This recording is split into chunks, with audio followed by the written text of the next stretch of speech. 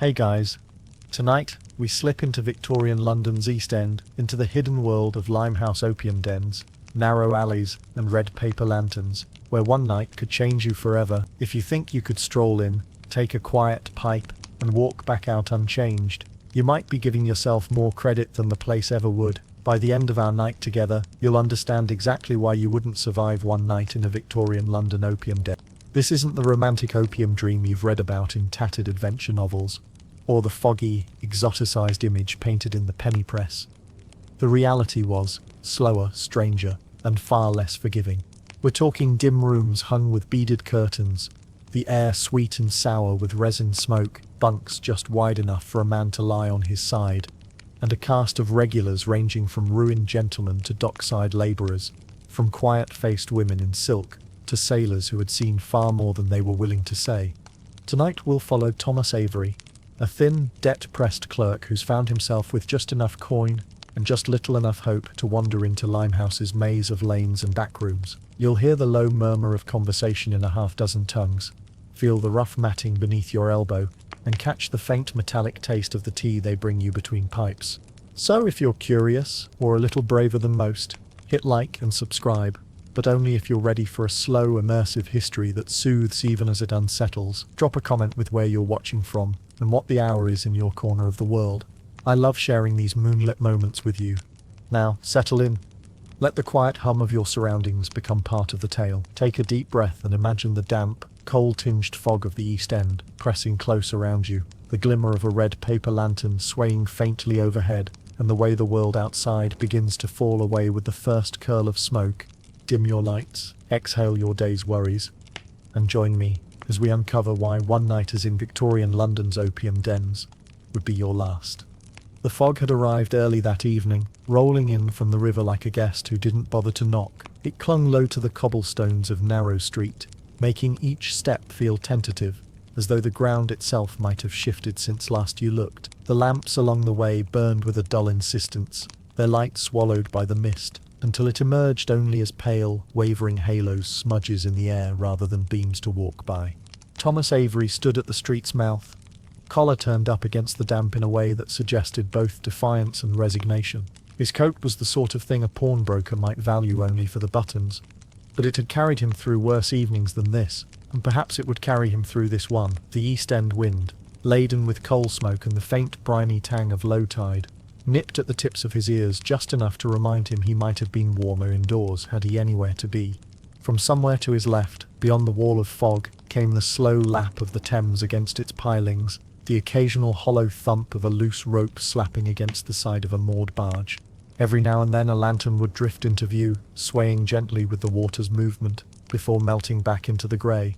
The barges themselves were vague silhouettes, shapes without edges, like half-formed thoughts that never quite resolved themselves.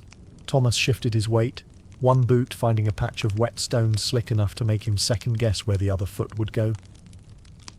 The street smelled of coal smoke, damp hemp rope, and faintly, almost politely, the sweet spice of a tea shop somewhere nearby. Overhead, the wooden sign for that very shop creaked in the breeze, its hinges emitting the sort of weary complaint you'd expect from an old man being asked to stand in the rain. A Cantonese sailor passed by, hat pulled low, coat flaring slightly as he moved. He didn't look up, didn't slow his pace, didn't acknowledge Thomas any more than he might have acknowledged a barrel in his path. His boots splashed in the puddles without hesitation, marking a surety in the street's geography that only comes from knowing it too well. The man slipped into a narrow side alley, one of those places that doesn't quite appear on a map, its entrance little more than a jagged gap between two leaning brick walls. Locals swore such passages led to the dens, though they said it with the sort of tone one uses when warning you about something dangerous they secretly expect you to try anyway. Thomas's eyes lingered on the spot where the sailor had vanished. The fog seemed to seal the gap behind him, as though the alley had never been there at all.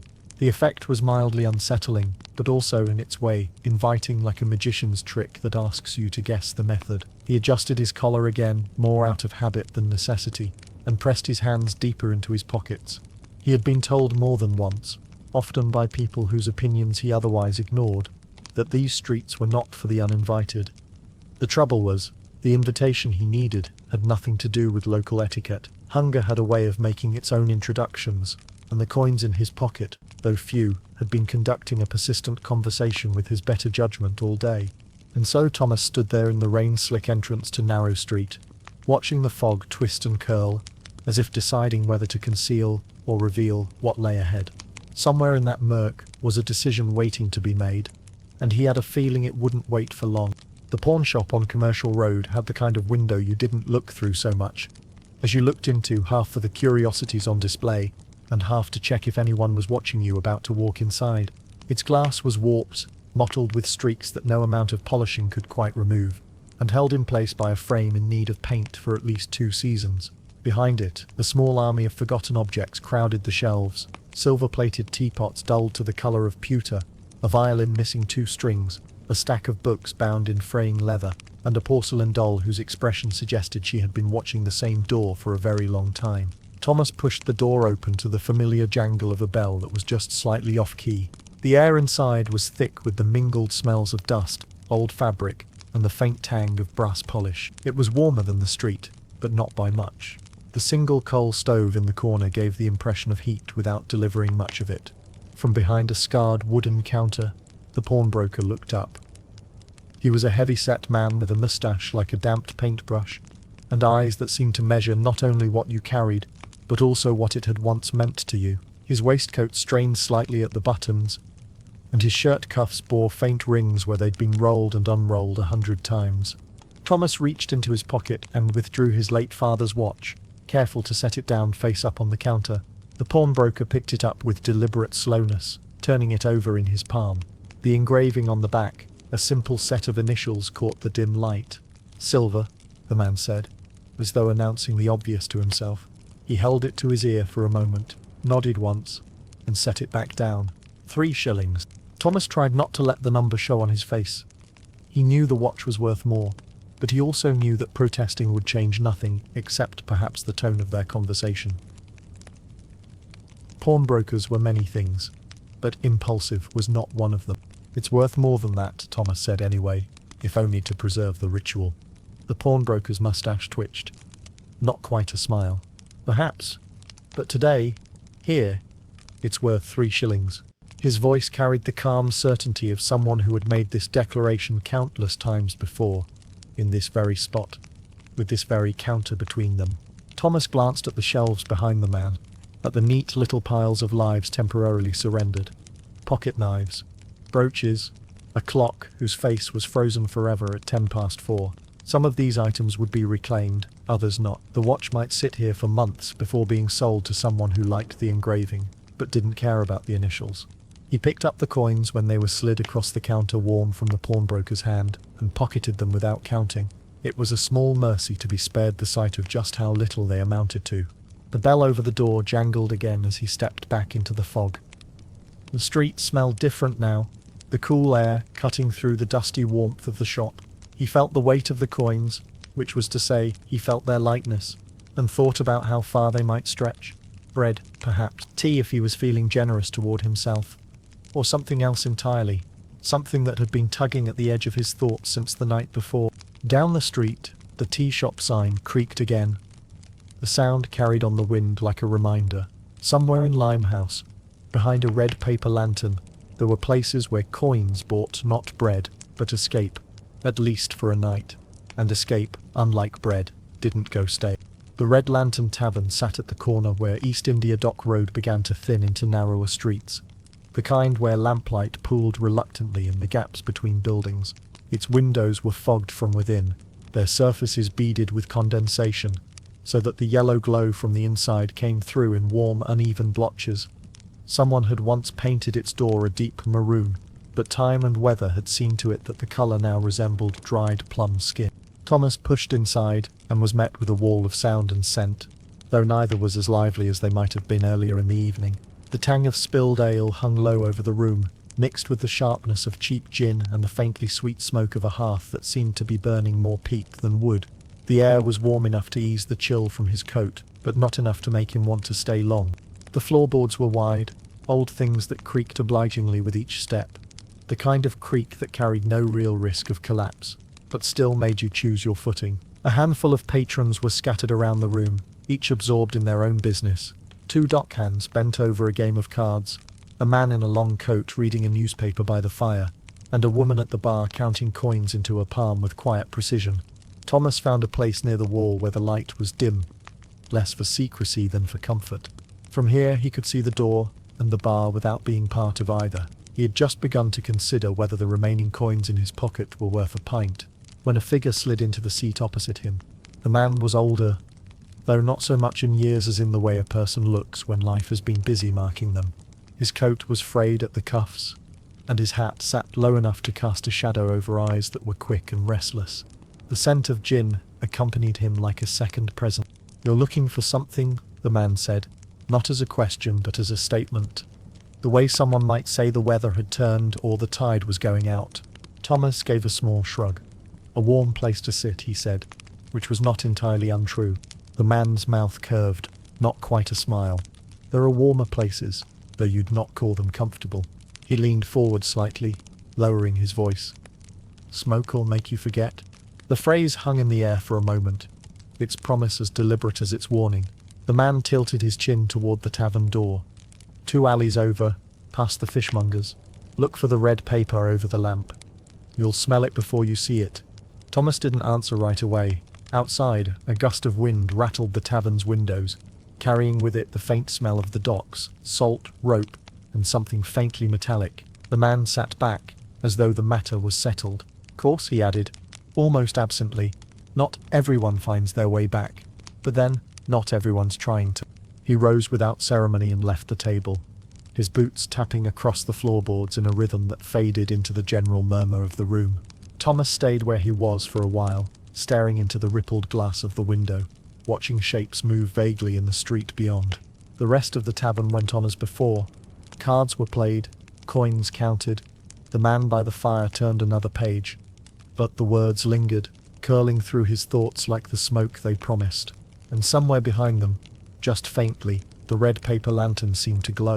The wharf at night carried its own particular weather, a mixture of damp air, drifting smoke from unseen chimneys, and the smell of the river, brackish, metallic, and faintly sweet, where cargoes of tea had been split open upstream. It was not the sort of place one lingered without purpose, yet a handful of figures did, drawn as much by habit as by necessity. Thomas drifted there himself, letting his boots follow the uneven rhythm of the cobbles, until the glow of a small brazier caught his eye. It burned low and steady beside a coil of thick rope, the flames barely higher than a man's ankle, but bright enough to throw out an amber light. In that light sat a one-legged sailor, his crutch leaning against the bollard like a long, patient companion. His coat was patched in 3 different shades, none matching the original fabric, and his cap was pulled low, though not enough to hide the deep lines etched into his face. He was speaking, not to anyone in particular, but in a way that made it hard not to listen. The words seemed to slip into the space between the crackle of the brazier and the slap of water against the pilings. "In Canton," he was saying, "the halls run long as a ship's deck. Rows of bunks, neat as any officer's quarters, lamps hung low, all red silk and shadow, makes the air soft, thick, too thick enough to feel it in your hands." His voice was slow, each sentence landing with the deliberate weight of someone who knows his words will not be hurried.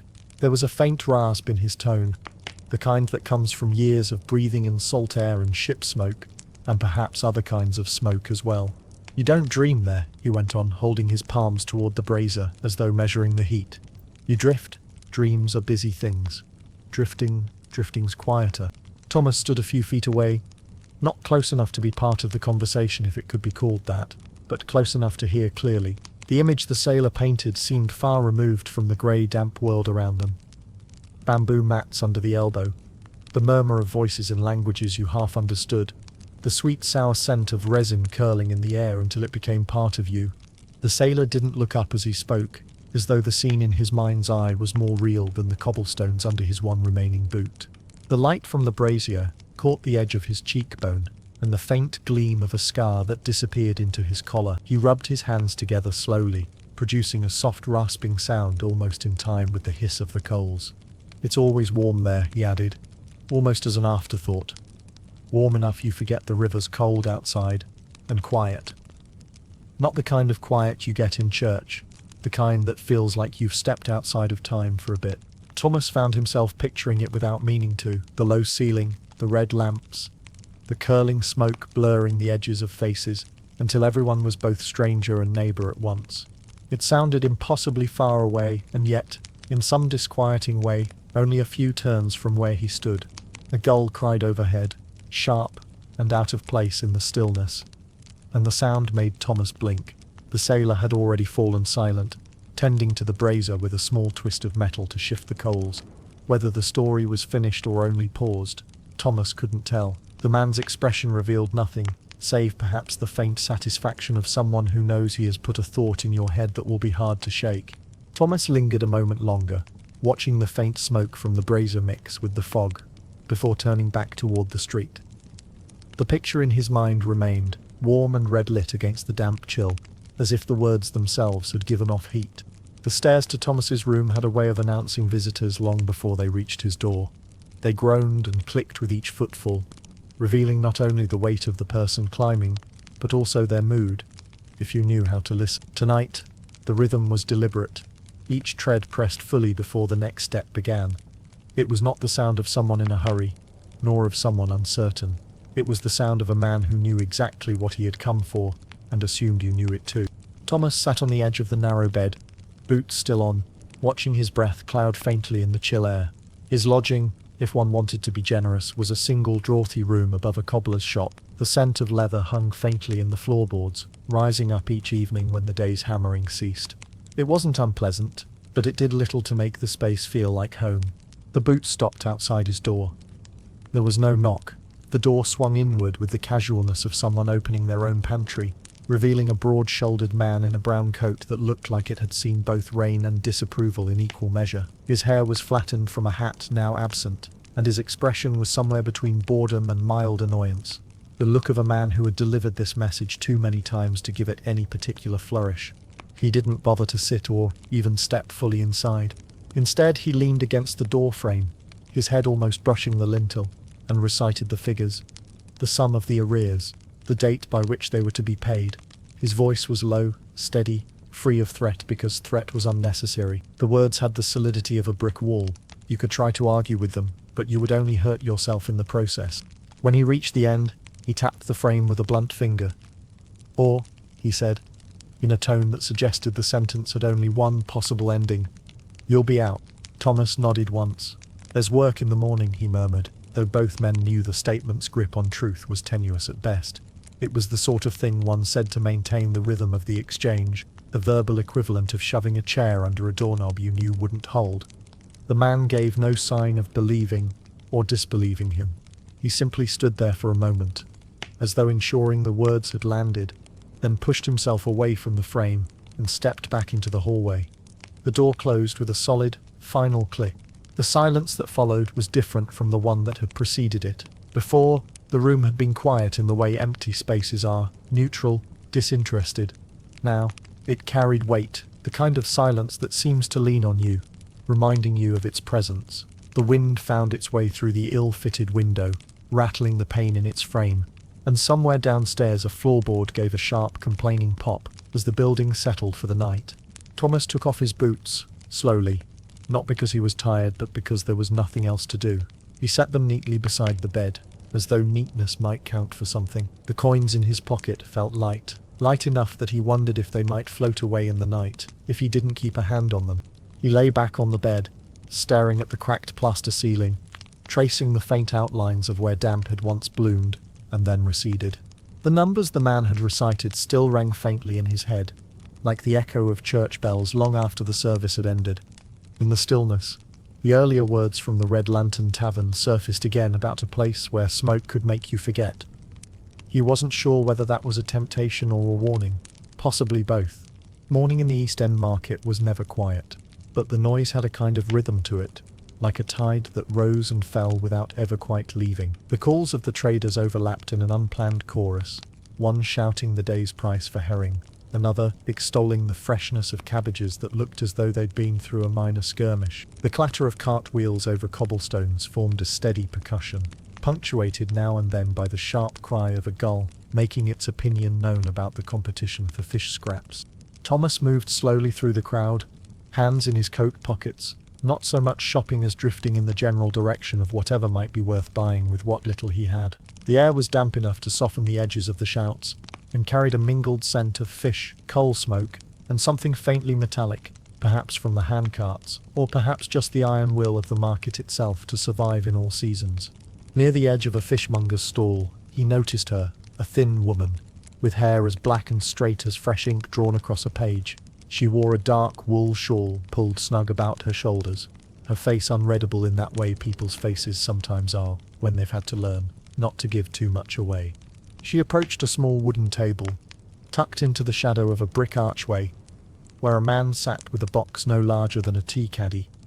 Without a word, she placed a few copper coins on the table. The man counted them with the briefest glance, then reached into the box and withdrew a small twist of brown resin, neatly folded in paper and pinched shut at the ends. The exchange was practiced, almost graceful in its efficiency, like two dancers meeting in the middle of a set, turning once, and parting without ever making eye contact. She slipped the packet into the sleeve of her shawl in one smooth motion, and turned away. Not a glance back, not even the faintest acknowledgement that anyone else in the world might have noticed. Thomas watched her walk toward the far end of the market, her pace unhurried but certain. She passed the greengrocer's barrow, skirted a puddle with the smallest lift of her hem, and then, without breaking stride, slipped into a narrow alley between two leaning brick buildings. The alley's mouth swallowed her in a single breath. It was the same alley the Cantonese sailor had taken on that fog-heavy night. The same one the man in the Red Lantern Tavern had nodded toward with his chin, as if pointing out both a destination and a verdict. Thomas's eyes lingered on it far longer than they needed to. The shadows there looked thicker than the ones in the rest of the street, and there was a faint suggestion, probably imagined, that the air just beyond it carried a different scent, softer somehow, and sweeter. A cart rattled past behind him, the wheel striking a loose cobblestone with a jolt that brought him back to the press of the market. He stepped aside to let it pass, but his gaze returned almost immediately to the alley. He told himself it was just curiosity, the same sort of idle wondering that might make a person stop to watch a street performer or glance into a bookshop window without going in. But the thought rang false even as it formed. There are some decisions you make with deliberation, weighing every outcome, and there are others that take shape quietly, long before you realize you've made them, growing in the background like ivy, until they've wrapped around the whole of you. As the market's noise rolled back in around him, Thomas turned away from the alley, but he knew it would not be the last time he saw it. The directions had been simple enough, 2 alleys over, past the fishmongers, red paper over the lamp. But in Limehouse, alleys had a habit of multiplying. Some appeared only when you weren't looking for them, and others seemed to lead somewhere entirely different when approached from the opposite direction. Thomas followed the uneven curve of the lane, each turn narrowing the space between the buildings, until the sky was reduced to a slim strip of grey above. He nearly missed it at first. The entrance was smaller than he had imagined. No imposing gateway or bold sign announcing its purpose. Just a narrow wooden door set slightly askew in its frame, beneath a carved lintel. The carving, once sharp, had been softened by decades of weather, until the Chinese characters looked more like flowing water than precise brushstrokes. The wood itself was darkened and ridged with age, its grain raised by years of damp winters and careless hands. Beside the door hung the lantern. It was not the bright, new thing he might have pictured from the tavern man's hint, but a faded globe of red paper, its edges frayed into fine threads that stirred faintly in the breeze. A few raindrops clung to it, catching what little light came from within. That light was weak, as though the lantern had grown tired of its duties and was only making a token effort now, barely enough to tint the surrounding fog with a warm blush. The fog itself seemed to like the lantern's company, curling lazily around it, catching the red glow in brief flashes before drifting away again. On the wall nearby, the light and shadow played together, the frayed paper casting delicate patterns that swayed in and out of focus. It reminded Thomas faintly of the wallpaper in his childhood home, which had been patterned with faded flowers no one could quite identify. He stood there a moment longer than necessary, not quite hesitating, not quite deciding. The wind carried the faintest scent, something sweet and resinous, undercut by the sharper tang of coal smoke from somewhere farther down the alley. It was not unpleasant, though it was hard to say whether the pleasantness came from the scent itself, or from the knowledge of where it led. His hand hovered over the latch, fingers brushing the rough wood. The door did not feel particularly welcoming, but neither did it resist. When he finally pressed it open, the hinges let out a long, low sigh, as though remarking that they had been expecting him all along. The sound was not loud, but in the narrow confines of the alley it seemed to linger a moment, curling back toward him. Beyond was only dimness. No grand hallway or waiting attendant, just a short stretch of shadowed interior where the air felt warmer, thicker. Somewhere inside, a light flickered and shifted, the movement casting faint shapes across the floorboards. Thomas took a breath, the way one does before stepping from a stable dock onto a boat, half bracing for the shift, half curious about the motion itself. Then he stepped through, letting the door ease shut behind him. The lantern outside swayed once more in the wind, its glow briefly flaring against the fog before returning to its quiet watch. Inside, the faint resin scent was stronger, settling around him like an unfamiliar coat, ill-fitting, yet oddly comforting. It was not yet the full weight of the place, only its first handshake. Somewhere ahead, the dim light danced again, beckoning him deeper. The air inside was warmer, but not by much more the kind of warmth that comes from absence of draught than the presence of a fire.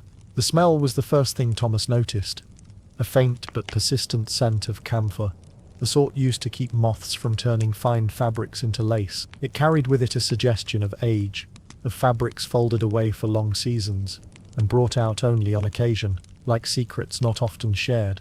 His eyes adjusted slowly to the dimness. The floorboards here were worn smooth in places, ridged in others where the grain had lifted slightly, as if even the wood had grown tired and sagged under the years. Against the far wall sat a low table, polished to a dull sheen. Behind it was an old woman, upright in her seat as though the chair demanded good posture from anyone who used it. Her embroidered silk jacket caught what little light there was, the threads shifting between deep blue and pale gold, with each slight movement of her shoulders.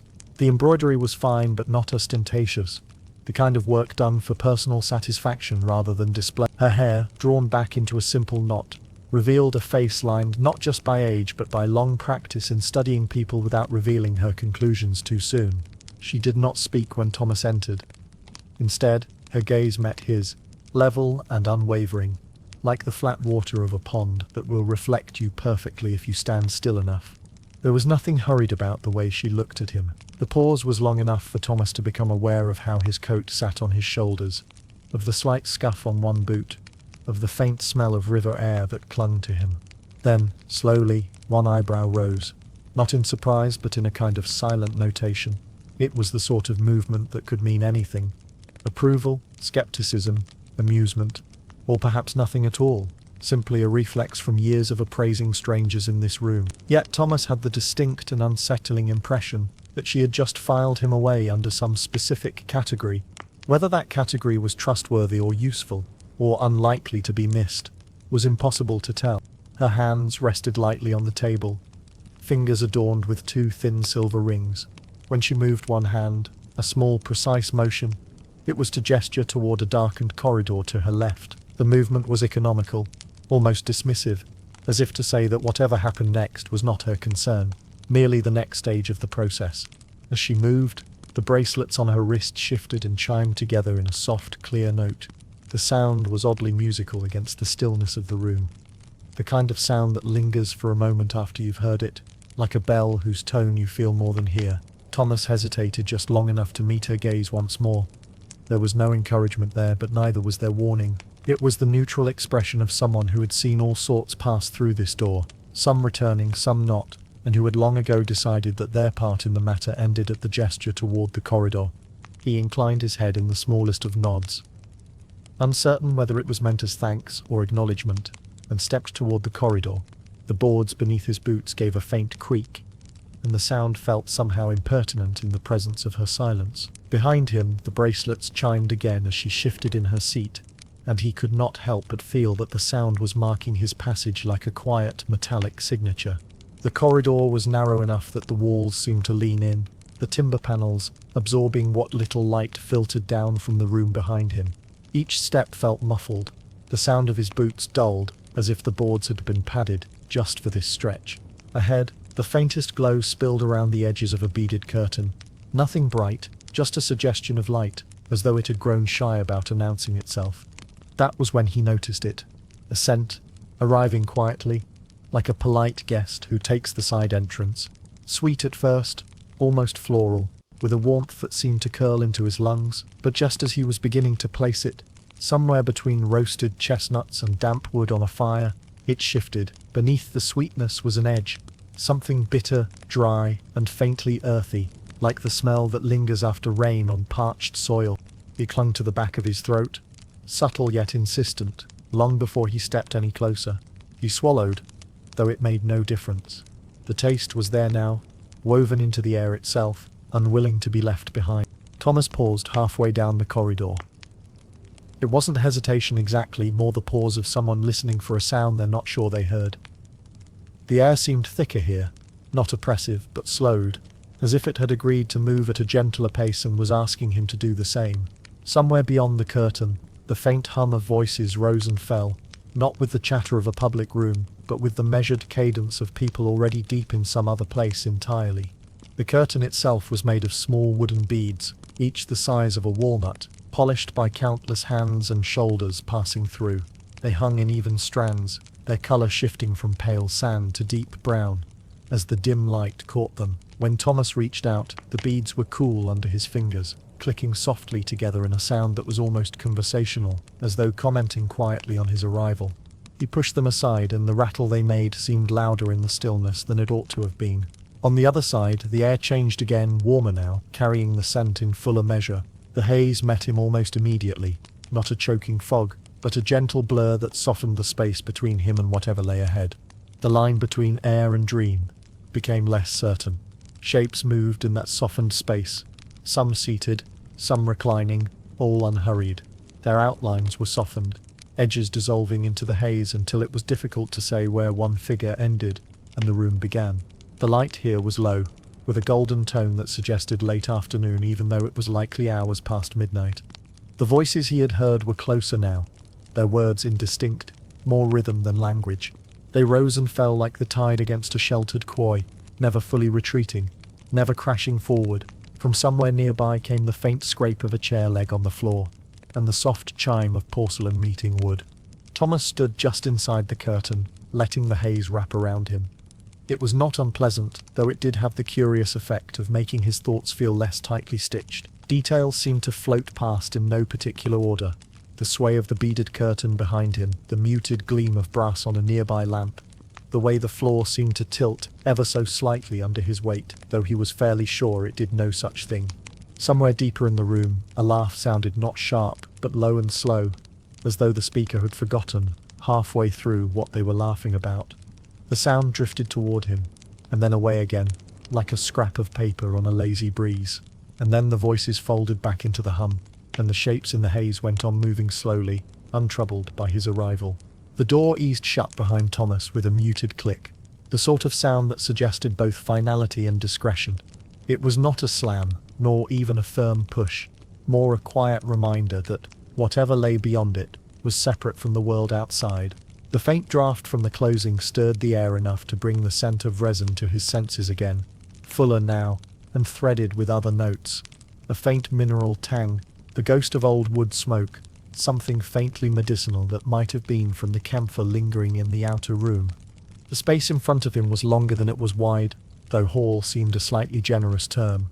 The walls, close enough to touch with outstretched arms, were the colour of old tea left too long in the pot. In places, the tone deepened into irregular blotches where lamp smoke had collected over the years, as though the air had been patient but persistent in leaving its mark.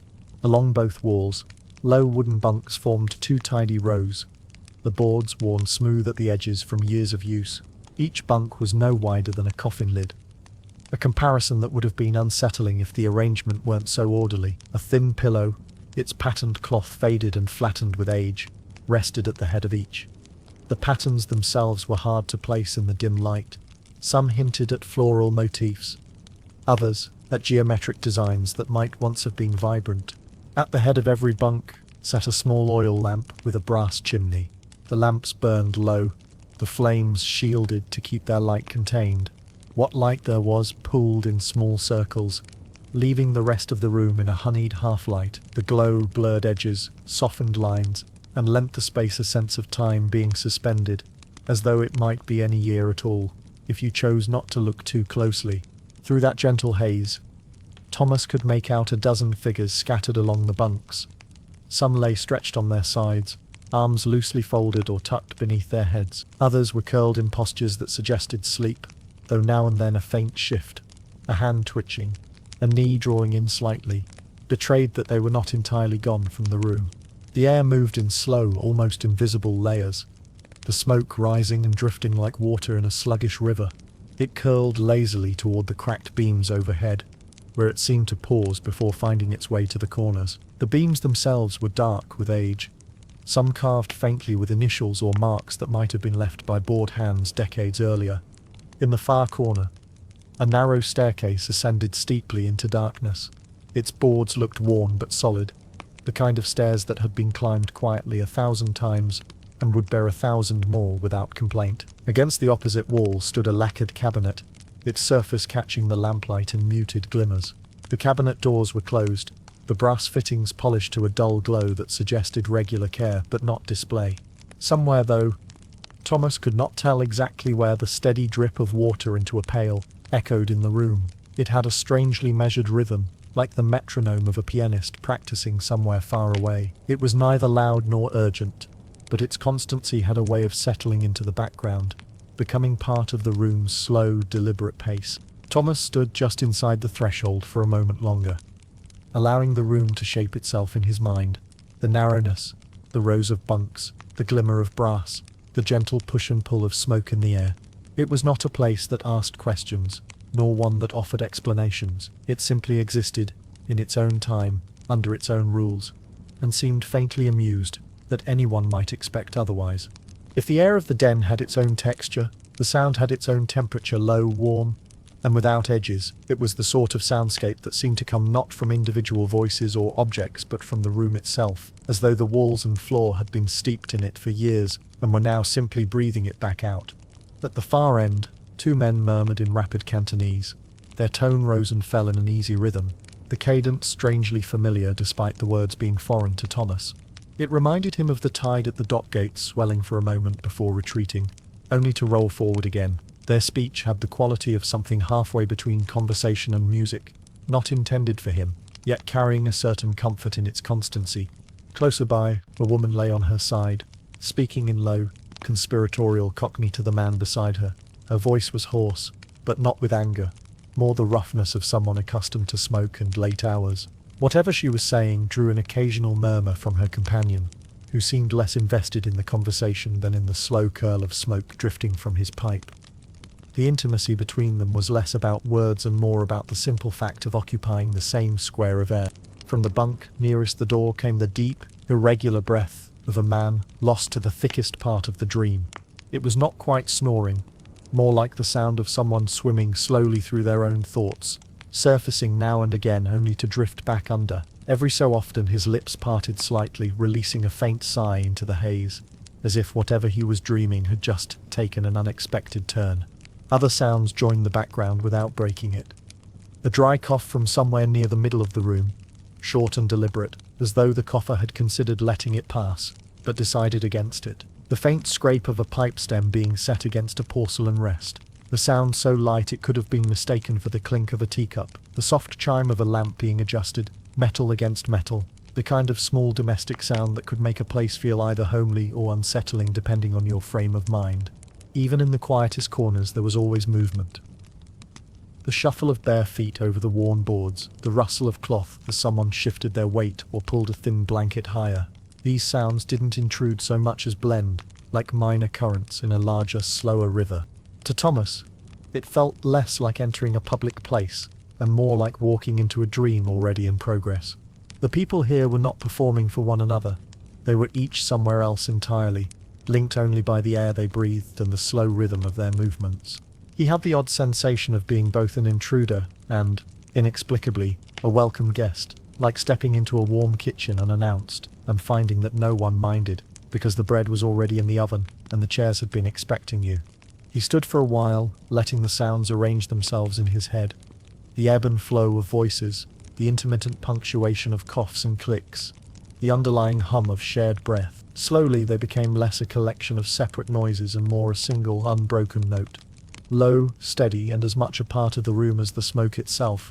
Near the entrance, tucked just inside the threshold where the light from the outer corridor thinned into amber haze, sat a man who appeared to have been planted there some decades prior, and simply decided never to move again. He was so still, so spare of frame, that Thomas's first thought was of a carved figure, some piece of furniture intended to look like a man, serving the double purpose of ornament and watchman.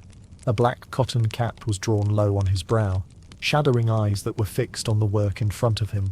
The rest of his hair was tied back in a short, neat queue at the nape of his neck, the strands showing the faint dullness of hair that has given up trying to shine. His coat was dark and buttoned to the throat, plain to the point of invisibility, as though its only job was to frame the desk and the work upon it. That desk was low, its surface polished smooth by years of use, but marked in places where a careless elbow or cup had left its indent. Upon it lay a thick leather-bound ledger, the spine cracked, the pages yellowed at the edges. The man's right hand moved with a precision that was neither hurried nor idle, dipping a fine brush into the shallow dish of an inkstone, turning it just enough to load the tip. The motion repeated itself with the kind of economy that suggested 1,000 repetitions had worn away anything unnecessary. When he wrote, the brush made the soft scratch of bristles against paper, followed by a faint tap as the stroke ended and the brush was lifted. Against the muffled breathing and low murmurs of the room, the sound seemed amplified. The way a clock's ticking grows louder when you're listening for it. The columns of symbols and numerals that appeared beneath his hand were neat and unwavering, as if they had been printed rather than written. From time to time, someone would drift toward the desk. There was no line, no formal announcement, just the quiet gravitation of a patron whose turn had come. Coins appeared, slid across the desk with the soft scrape of metal on wood. The keeper did not look up to meet the eyes of the giver. He simply paused his writing long enough to move the coins into a small wooden tray at his side, then turned the page or found the appropriate line, marking it with the same deliberate care. When Thomas's glance fell upon the ledger, he noticed that the entries were not all in English. Some were in Chinese characters, precise and complex, grouped in neat blocks, and others in an angular, unfamiliar script that might have been numbers or letters or both. The variety of marks seemed to suggest that the ledger was more than a simple record of debts and payments. It might have been an entire history of comings and goings, written in a language of its own. The man's stillness was remarkable. Even when the page turned or the brush moved, it was done without the shift of shoulders or the tilt of the head. He had the look of someone who had been sitting there long before Thomas had arrived, and who would be sitting there long after he had gone, unchanged, unmoved and unbothered by the passing of either people or time. For a moment Thomas had the fanciful thought that the man was not recording the life of the den so much as deciding it, assigning places and fates with the slow, steady drip of ink into paper. It was, of course, an absurd idea. But then again, in this room, with its softened edges and its haze-thickened air, absurdity seemed perfectly at home. Thomas had barely settled onto the narrow bunk when a small figure appeared at his side, arriving so quietly that it was impossible to say whether he had crossed the floor or simply emerged from the haze itself. The boy could not have been more than 14. His bare feet made no sound on the woven matting, and the loose cotton of his tunic moved with the slightest whisper of fabric. Without a word, he set down a tiny spirit lamp between them, placing it on the mat with the same care one might use to set down a fragile ornament. Its base was no larger than a teacup, but the brass gleamed in the low light, the edges worn smooth from years of handling.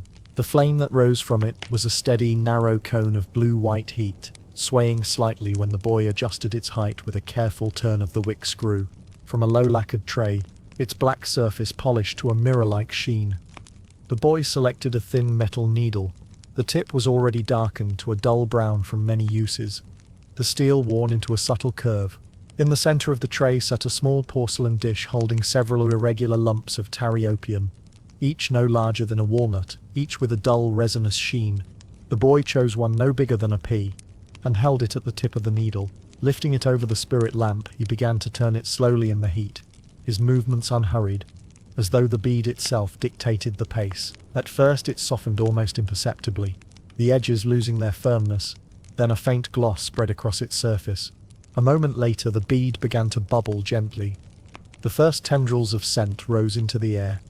Rich, warm, and almost cloying, the sweetness laced with a bitterness that caught at the back of the throat.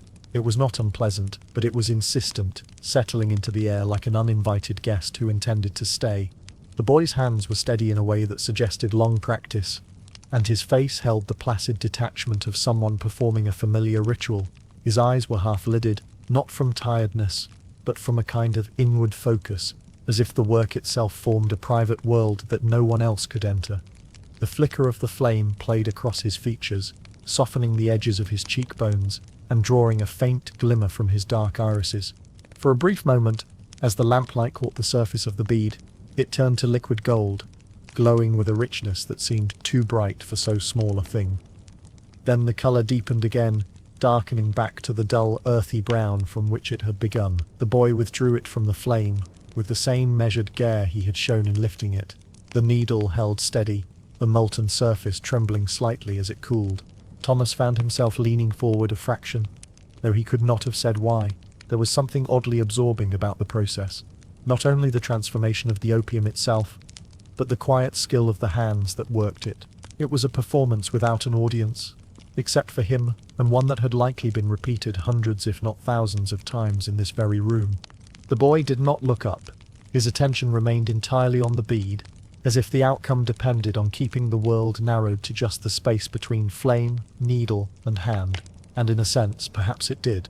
When the bead of softened resin reached the right consistency, pliable, but not runny, the boy scraped it from the tip of the needle into a waiting clay bowl, no larger than a walnut shell. The bowl was fitted neatly into the side of a long bamboo pipe, its pale shaft smooth from years of handling. The clay was darkened and faintly glossy from repeated heatings, the rim slightly uneven where the glaze had worn thin. The boy tilted the pipe slightly and gave the bowl a gentle tap with the flat of the needle, settling the resin into place as one might coax a reluctant guest into a chair.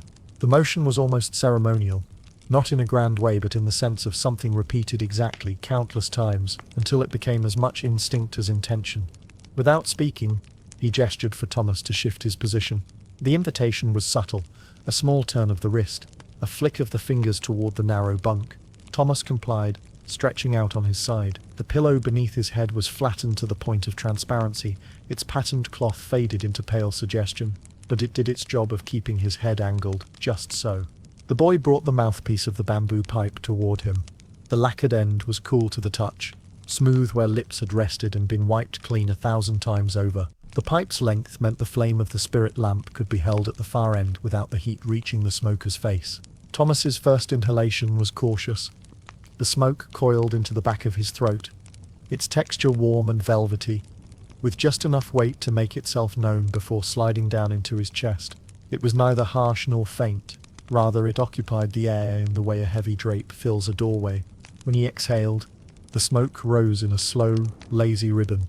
It didn't vanish so much as join the room, merging with the haze that was already thick enough to blur the outlines of bunks, beams, and bodies. The air here did not merely hold the smoke, it seemed to absorb it, turning it into part of the architecture. The boy offered the pipe again. This time Thomas drew more deeply, curious to see whether the sensation would change. The smoke entered more fully, settling into his lungs with a strange, syrupy weight.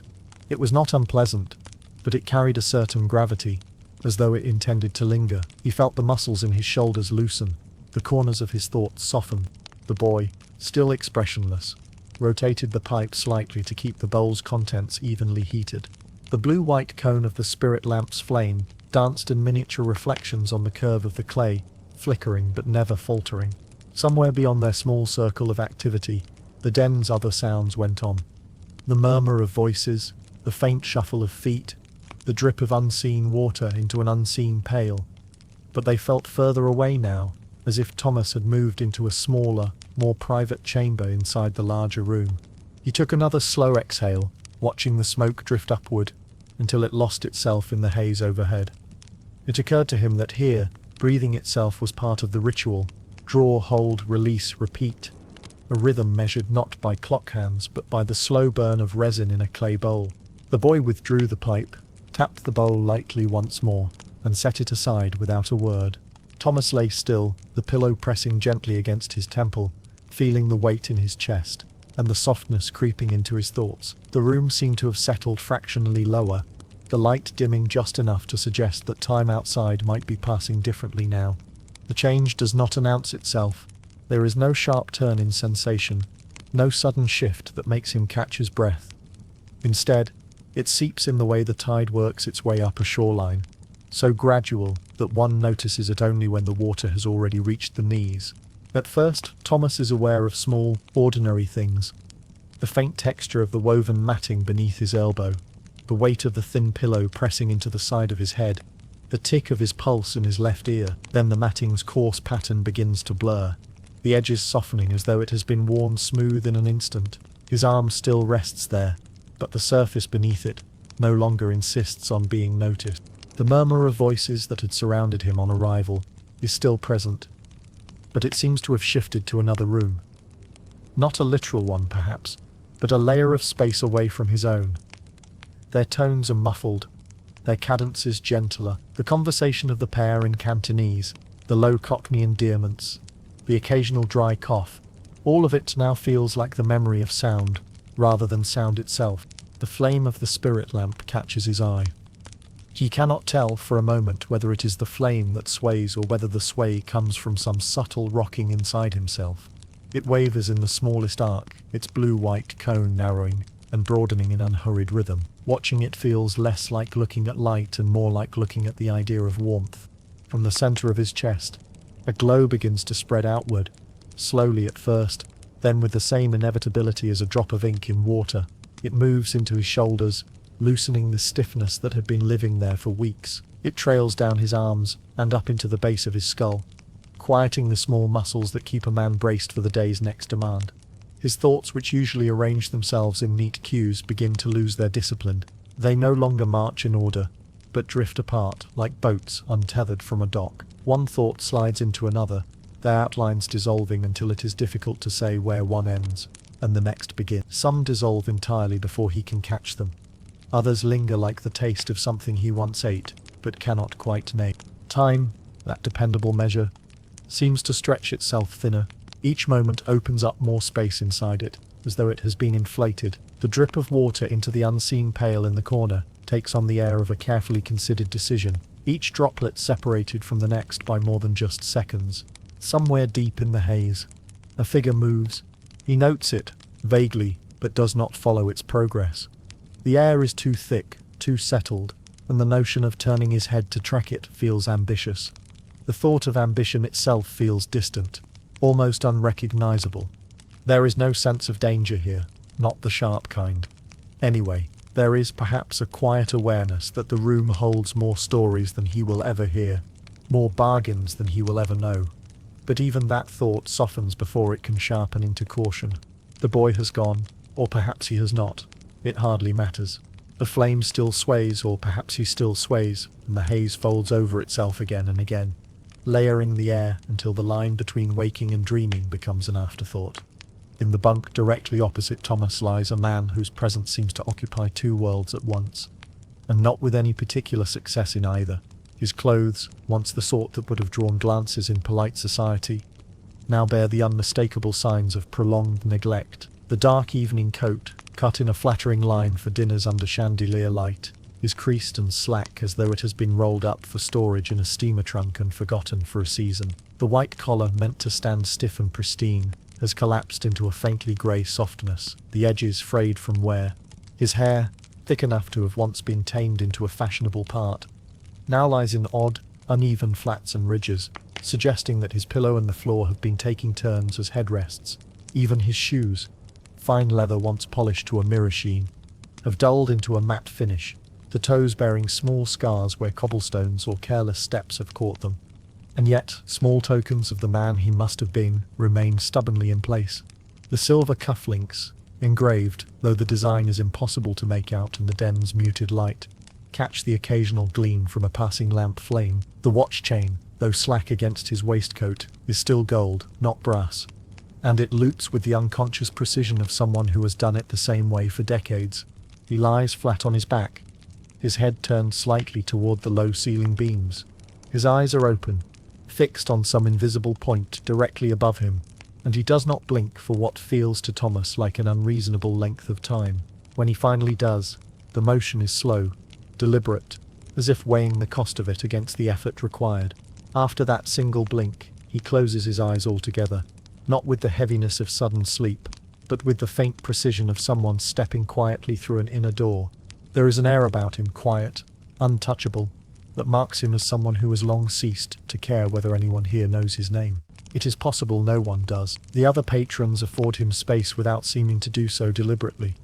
The unspoken etiquette of the room simply bends itself around him. No one asks how long he has been here, though Thomas suspects the answer might be measured less in hours than in evenings, perhaps even seasons. His breathing is slow and even, the kind that requires no conscious thought. His hands rest palms down at his sides, fingers slightly curled, as if even in stillness they hold the memory of a glass stem or a pen. The lamplight pools faintly in the hollows of his cheeks, softening what might otherwise be a stern face into something closer to a mask of mild surrender. Thomas watches him for a time, curious, but without the energy for judgment. The gentleman seems not so much asleep, as dissolved edges blurred, distinctions softened, the crisp lines of his former life fading into the room's honeyed half-light. It is not collapse exactly, more like a gradual dispersal, the way sugar disappears into tea. And no one disturbs him. Perhaps no one dares. Or perhaps everyone here knows that he has already gone somewhere else entirely, and any attempt to call him back would be both unwelcome and futile. In a place where the living often carry the same stillness as the sleeping, it is hard to tell the difference. Few bunks down from Thomas, positioned in the vague no-man's land between lamplight and shadow, lies a woman in a blue silk dress that has seen better years. The fabric is thin in places, the sheen dulled to a soft matte glow, as though it has spent too much time folded away in a chest with other forgotten garments. Once, Thomas imagines, it might have caught candlelight and held it, the kind of blue that drew the eye in a ballroom. Now it lies in easy creases against her frame, the hem darkened with wear. She rests on her side, her head propped loosely on one hand. The elbow that bears her weight sinks into the thin pillow, making a small depression in the cloth. Her other hand drifts across the matting beside her, the fingers moving in slow, unhurried patterns, small circles, straight lines, the occasional loop that curls back on itself. The motions are steady, like someone tracing the rim of a glass in thought. Every now and then she pauses mid-shape, her fingers stilled on the coarse weave of the mat. She doesn't look at them. Her eyes remain half open, directed vaguely toward the space in front of her, but fixed on nothing specific. After a moment her fingers begin again, resuming their silent geometry as if she has remembered where she left off on some invisible map. She does not speak. She does not even seem to register the ebb and flow of conversation that rises and falls a few feet away. And yet, Thomas notices something curious when she moves. Just slightly, the voices nearest to her seem to lower in volume, as though making a deliberate allowance for her silence.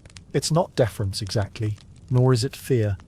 More like a shared understanding that her quiet is something rare in this room, something worth protecting. The way patrons glance at her without lingering suggests she has been here long enough to be a fixture, no longer part of the den's novelty, but one of its constant features. Her face is difficult to read in the low light. She is neither young nor old. The soft shadows could belong to someone in her late 20s or late 40s. Her hair, black and loosely waved, has escaped whatever pins once held it, a few strands catching faint highlights from the lamps. The blue silk sleeve at her elbow is frayed where it meets the seam, threads lifting like a fringe. The pipe at her side is not in use. Its stem lies diagonally across the mat, the bowl empty. Thomas wonders whether she has already had her share for the evening, or whether she is simply waiting. But her stillness doesn't feel like waiting. It feels more like being exactly where she intends to be, without any urgency to move toward or away from anything. At one point, the man 2 bunks down shifts noisily, adjusting his position on the mat. She stops tracing, just for a second, her fingers resting flat on the matting, as if listening to the air. Then, as though satisfied with what she's heard, or perhaps deciding it was unimportant, she resumes. There's something hypnotic in the rhythm of her hand. Thomas finds himself watching the patterns, wondering if they hold meaning, or if they are simply the idle motion of someone who no longer feels the need to speak. They could be routes across a remembered city, outlines of distant coastlines, or nothing more than the reflex of touch. No one addresses her, and she addresses no one. In a place full of murmured exchanges and drifting smoke, her presence feels like an anchor, quiet, unmoving, and strangely magnetic. Near the far wall, where the lamplight thins into shadows, and the haze gathers in thicker folds, moves a figure who seems to belong here in the way ivy belongs to brick. Rooted, inevitable, and perhaps a little opportunistic. He is tall, though his frame is so narrow that it takes a moment to register his height. His face, long and pale, is marked by the faint suggestion of sharp cheekbones and eyes that never quite rest in one place. He carries with him a small wooden case, polished to a satin gleam, the sort of object that might once have held a gentleman's grooming kit, or a modest set of surgical instruments. Here it contains something far less respectable and far more desired. The man does not hurry, nor does he dawdle. He moves from bunk to bunk with a kind of understated certainty, as if each step is already planned before he takes it. When he kneels beside a patron, it is with the quiet ceremony of a physician making his rounds. The latch of the case clicks softly, and the lid opens to reveal a careful arrangement of little bottles, folded packets of paper, and small corked vials.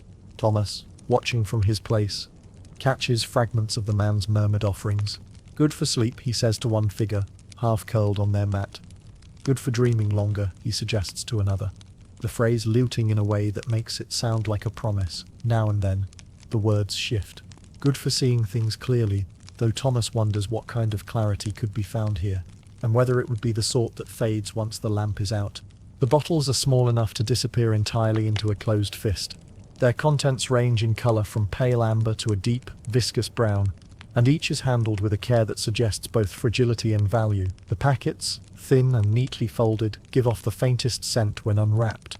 Sweet, sharp, or earthy, depending on their blend.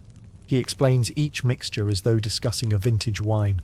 A tincture of opium, with laudanum, is introduced with the same reverence a sommelier might use for a Bordeaux. Its quality spoken of in half-tones, the smooth onset, the way it warms the bones. Another, opium mixed with hashish, is described with a faint smile, as though its merits are not for public recital, but for private discovery. The exchanges are quick, a coin changes hands, a small nod passes between seller and buyer, and the case is shut with a practiced click. He never lingers for small talk, never attempts persuasion. The decision, it seems, has already been made by the time he kneels. His approach is less a sales pitch, and more the delivery of an expected order. Thomas notices he rarely misjudges.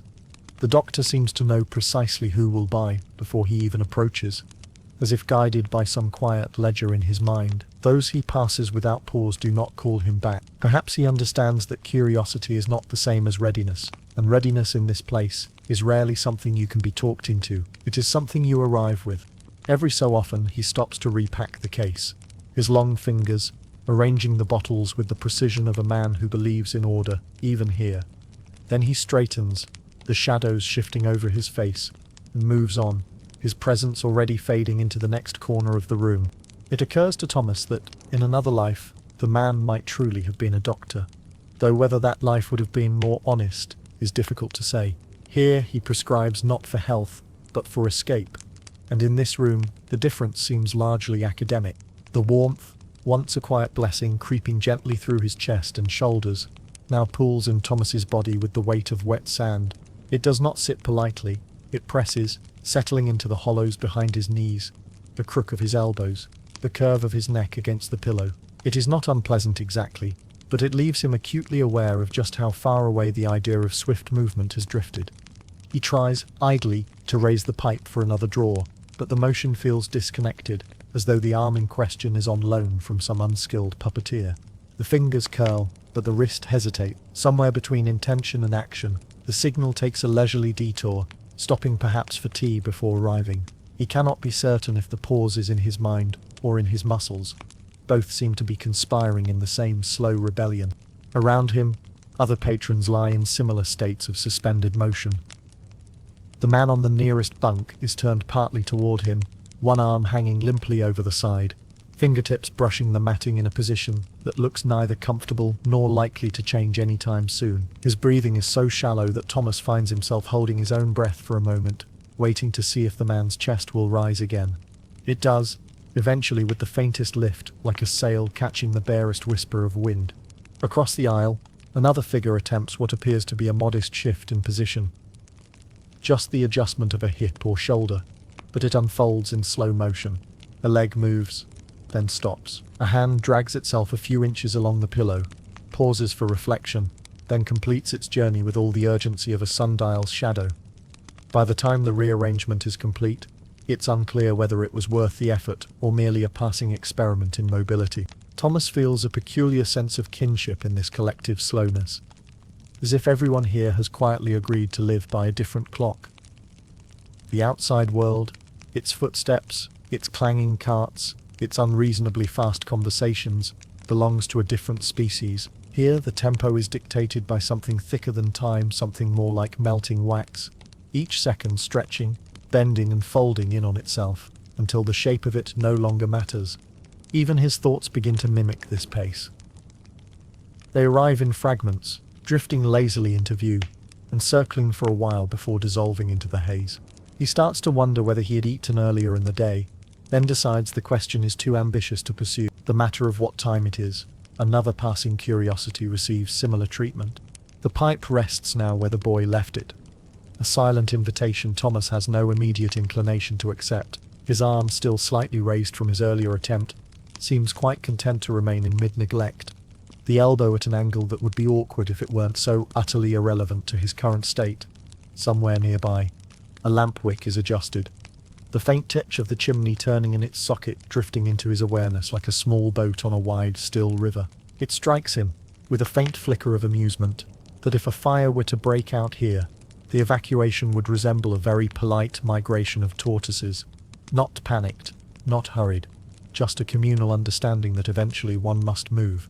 But for now, nothing moves, and Thomas, heavy-limbed and half-lulled, feels no great desire to break the unspoken pact. His pulse, which earlier had quickened with the small excitements of arrival, curiosity, uncertainty, the faint jolt of stepping into the unknown, now drifts to a different rhythm entirely. It is slower, steadier, as though some unseen conductor has lowered his baton and instructed the orchestra to play in half-time. Each beat feels weightier than the last. A deliberate thud that echoes somewhere deep inside his chest. Not urgent, not forceful, just insistent in its slowness, like the steady knock of an oar against the side of a boat on a long, lazy crossing. He notices the space between beats now, the soft emptiness that lingers before the next arrives, and for a moment he is not sure whether that space is stretching, or whether his sense of time is simply rearranging itself. There's no alarm in it, no sharp edge of panic, no sudden jolt of fear, only the peculiar detachment that comes when the body starts to feel like a thing observed, rather than inhabited. He listens in a manner of speaking to this drumwork inside him, and wonders in a lazy, half-formed way whether the heart might one day decide it has done quite enough for one lifetime. Not in a morbid sense, more like an old craftsman quietly setting down his tools after a job well done. Breathing, too, has taken on the same unhurried tempo. The rise of his chest is shallow, almost tentative, as if the lungs themselves have joined the general consensus that less effort is preferable. In a detached corner of his mind, Thomas considers the mechanics of forgetting to breathe. Would it be quick, gradual, a simple matter of distraction? The thought floats there for a while, not troubling him in the least, until it drifts away like a scrap of paper on the tide. He shifts slightly on the narrow pillow, the rough weave of its cloth dragging against his cheek. The friction is minor, almost pleasant, like a reminder that gravity still exists, and the world still has texture. It strikes him that this is the first physical sensation to compete with the heaviness in some time. His head tilts, his gaze catching the dim halo of a lamp flame across the room. It wavers gently in the smoke, and he watches it with the idle interest one might give to a moth circling a candle. Something happening, but not enough to require response. Around him, the other dreamers seem to pulse in the same slow rhythm. Their breathing is a quiet chorus, irregular in its individual parts, but collectively unhurried. Somewhere to his left, a man lets out a long, slow exhale, the sound blending into the muffled backdrop of the room, until it feels like it has always been there. The weight in his limbs from earlier now seems to have spread inward, pressing against his ribs from the inside. Not painfully, just enough to make each heartbeat feel like it must push through something thicker than air. And yet, There's no struggle. The body appears to have made peace with the new conditions, content to operate at a reduced pace, much like a shopkeeper deciding to open half days in winter. If the outside world were to come crashing in now, dockside bells clanging, the smell of rain on the wind, a cart rolling too quickly down narrow street, Thomas suspects it would reach him only faintly, like sound heard through layers of wool. His heart, steady and deliberate, would keep its own counsel, unaffected by the urgency of others. For now, the drumbeat continues, slow, even, utterly unbothered, and Thomas, lulled by its rhythm, finds no reason at all to quicken it. The dryness arrives without ceremony. No warning, no gradual shift, just the quiet realization that his tongue now feels like it has been rolled in fine dust. It lies thick and awkward in his mouth, a cumbersome tenant in a space that once seemed designed to fit it perfectly. He swallows experimentally, and the movement feels exaggerated, as though it has to travel a longer route than usual.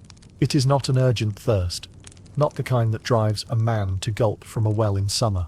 This is a slow, deliberate parching, as if the very air is quietly claiming whatever moisture it can find. Even the act of considering a remedy seems like something that should be deferred to a later date, perhaps next week. Somewhere in this private drought, the boy who prepared his pipe reappears. He materializes without the faintest sound of footsteps, the way small cats sometimes do, there one moment, inexplicably beside you the next. In his hands is a cup of tea, so pale it could almost be mistaken for warm rainwater.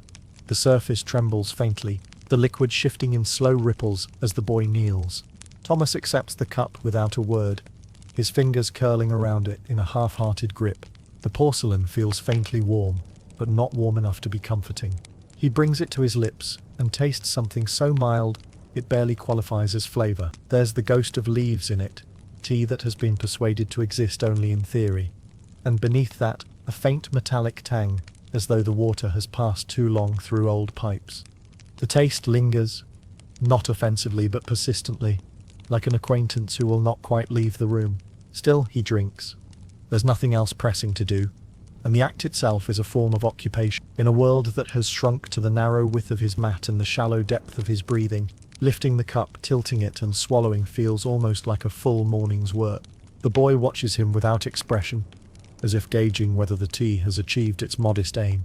When Thomas lowers the cup, a thin ribbon of steam escapes from the surface, though whether it is real or simply imagined by his drifting senses, he can't be entirely sure. He notices the boy's fingers are stained slightly brown, perhaps from the resin, perhaps from countless hours tending pipes and lamps.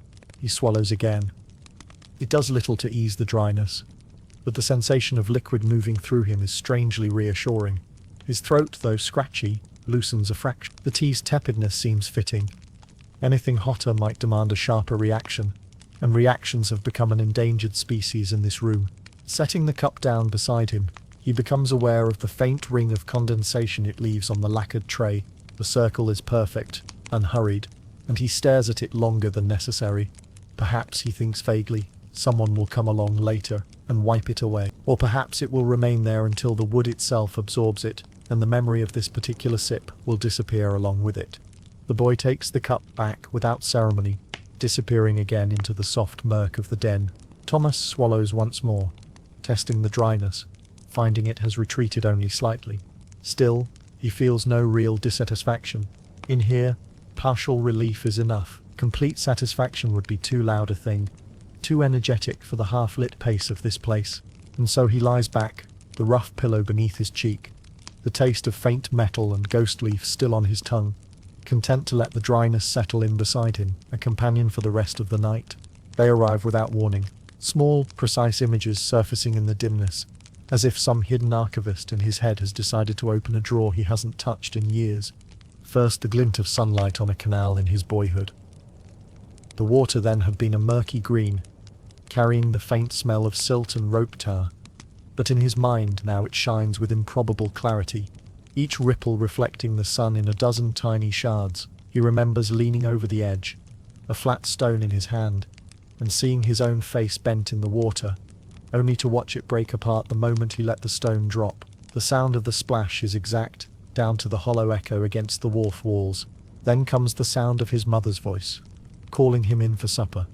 Not the words themselves, those have blurred over the years, but the tone, a mixture of mild impatience and the certainty that he would, sooner or later, obey. He can almost smell the meal waiting for him, boiled potatoes perhaps, and something frying in fat that hissed and popped against the pan. He doesn't remember the taste, but the warmth of the kitchen is so clear that his body here in this dim hall in Limehouse seems to shift as if toward it. After that, the feel of a smooth penny in his palm on a summer afternoon years ago.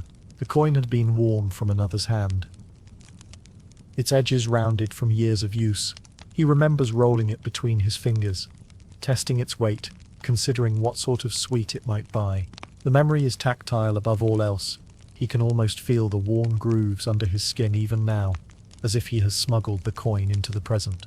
These memories return, one after the other, looping in an unhurried circuit. Each time they come, they shift slightly. The canal's sunlight is brighter, then dimmer. His mother's voice is nearer, then further away, as though she is calling from another street. The penny is heavier, then lighter, sometimes tinged with the faint smell of copper, sometimes not. It is as if his mind, no longer content to simply recall, has decided to examine them from every possible angle, turning them like a jeweler with a small, flawed gem, searching for the best light. Between the loops, there is no sense of time passing. There is only the gentle sway from one memory to the next, the way a boat drifts from one mooring to another without conscious effort. Occasionally he wonders if a particular version is the true one, but the question never lasts long. The details don't need to be fixed, they are enough as they are, endlessly shifting and returning. At some point a small doubt arises. Are these memories at all, or simply fabrications, stitched together from scraps of the real thing? But the haze in his head treats the question like an impertinence, letting it dissolve before it can gather weight. Truth or fiction makes no difference. The sensations are real in this moment, and that is enough. The loop continues, unbroken, until the edges of the images begin to blur and bleed into one another. The canal water glints on the surface of the penny. His mother's voice echoes against the wharf walls. The smell of frying fat mingles with the green scent of river moss. The boundaries between moments dissolve, leaving only a slow-turning reel of sound, light, and touch, circling endlessly in the quiet theatre of his mind. It begins as a slight disturbance, something shifting at the edge of his vision, where light and shadow are already blurred beyond distinction.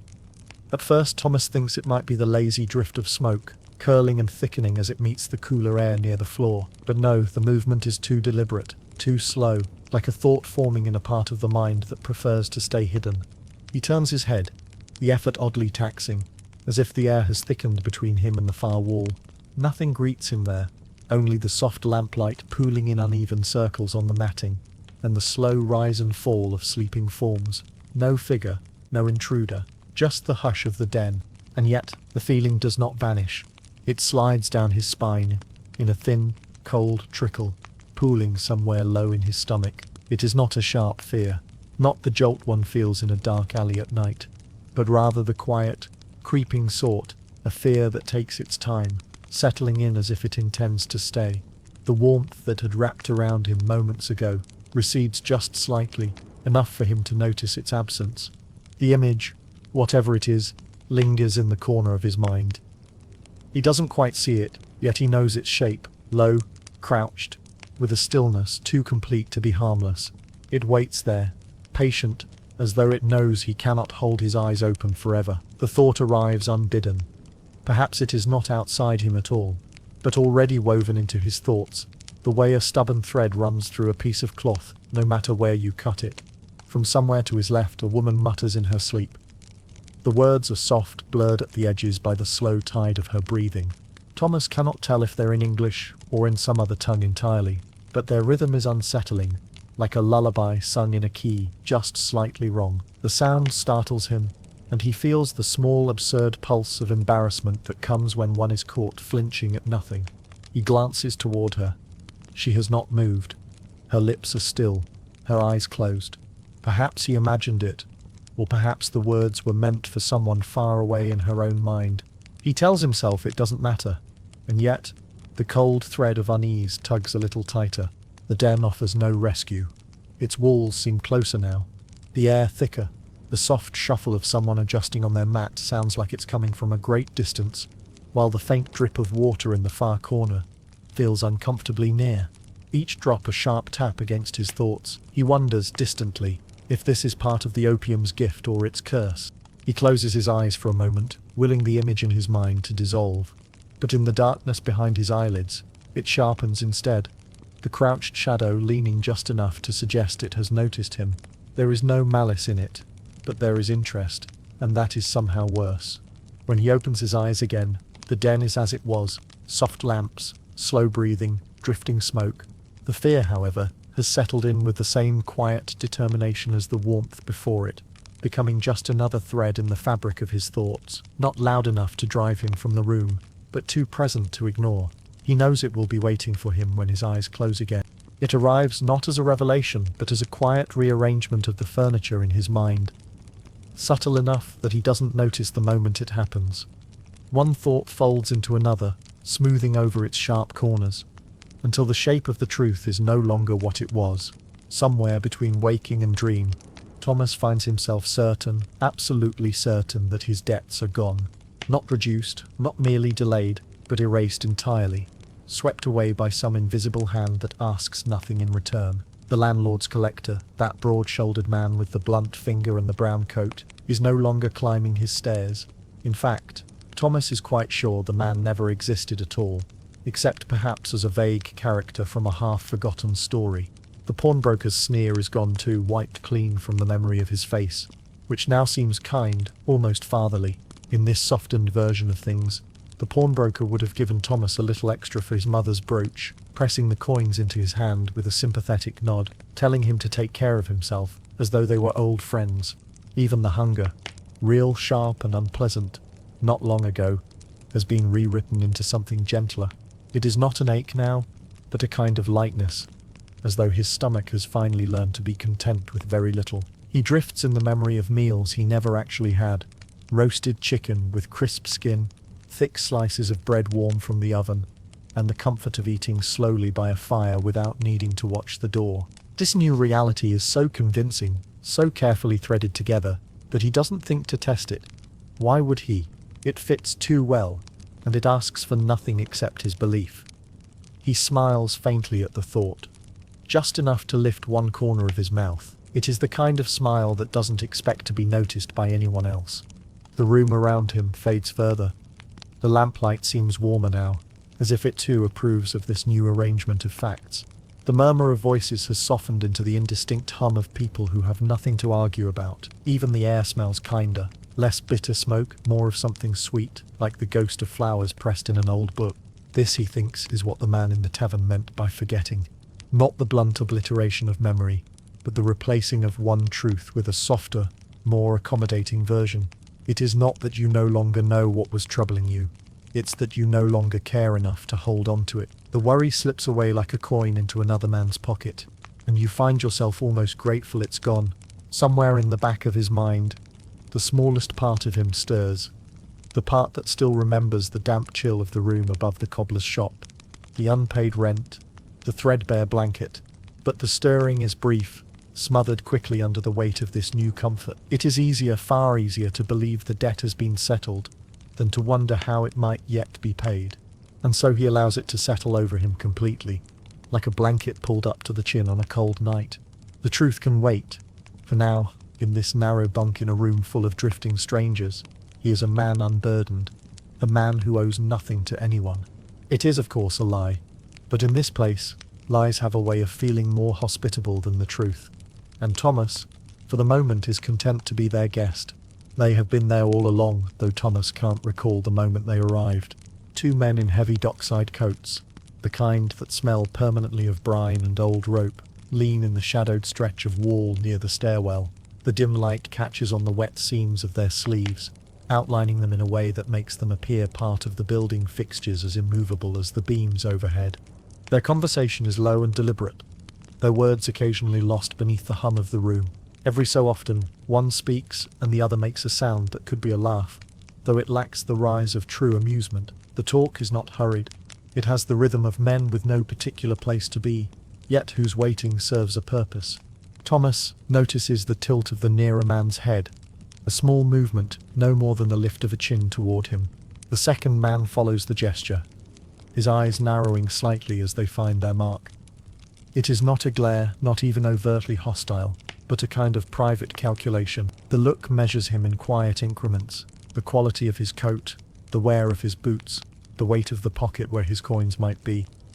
It is the look of men who make their living on the margin between someone else's arrival and their departure. Thomas lowers his gaze, letting it drift, instead to the worn pattern of the matting at his side. He knows the gesture will be read for what it is, acknowledgement without invitation, a polite way of saying he has noticed them, and would prefer to notice them no further. In another place, he might take comfort in that silent bargain. But here, with the smoke moving between them in soft shifting veils, he feels the weight of being observed more than the relief of being overlooked. The gang, though he does not yet call them that, continue their quiet conference. The first man rolls something between his fingers, perhaps a coin, perhaps nothing at all. The second shifts his stance just enough to reveal a scuffed leather satchel resting against the wall at his feet. It bulges faintly at the sides, the way a bag does when it holds more than clothes. In the far reaches of his awareness, Thomas entertains the idea that they might be waiting for someone else entirely, that their interest in him is a passing one. Yet the thought holds no urgency. It hangs in his mind the way the sound of dripping water hangs in the air, noticed, but distant, part of the room's natural arrangement. The possibility that they will be waiting outside is not yet a threat. It is merely a detail recorded without comment, as one might note the weather. One of the men scratches the side of his neck, his gaze still lingering on Thomas. It is an idle motion, but the kind that speaks of patience. Not the restless kind, but the patience of those accustomed to letting opportunities come to them. Around them, the den continues its slow breathing, smoke curling upward, voices sinking into the walls, the occasional cough breaking the rhythm. The men by the wall remain steady within it all, like shadows cast by something just out of sight.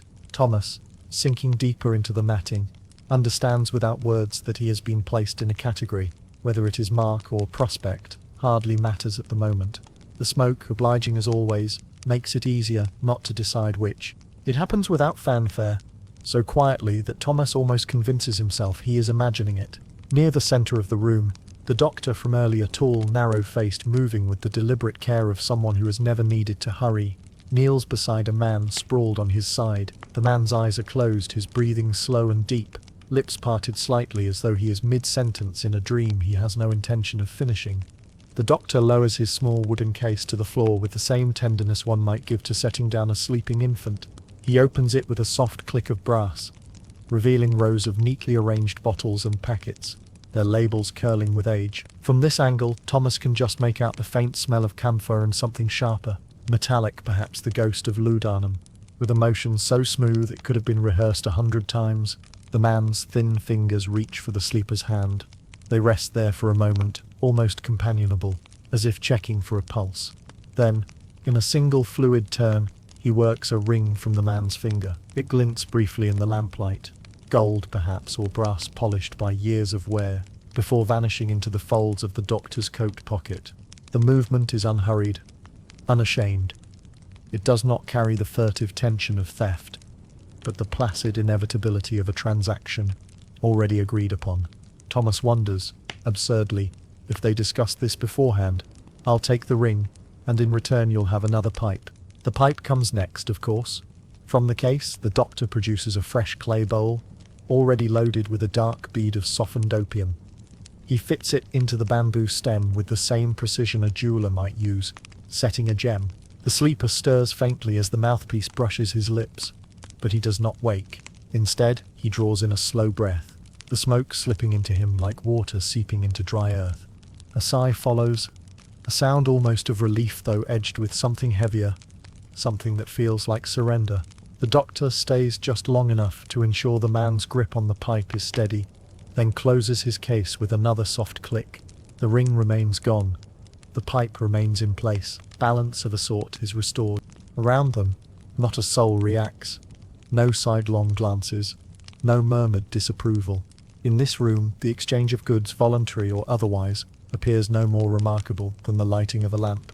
It is part of the rhythm here, woven into the smoke and the murmurs, and the slow, measured movements.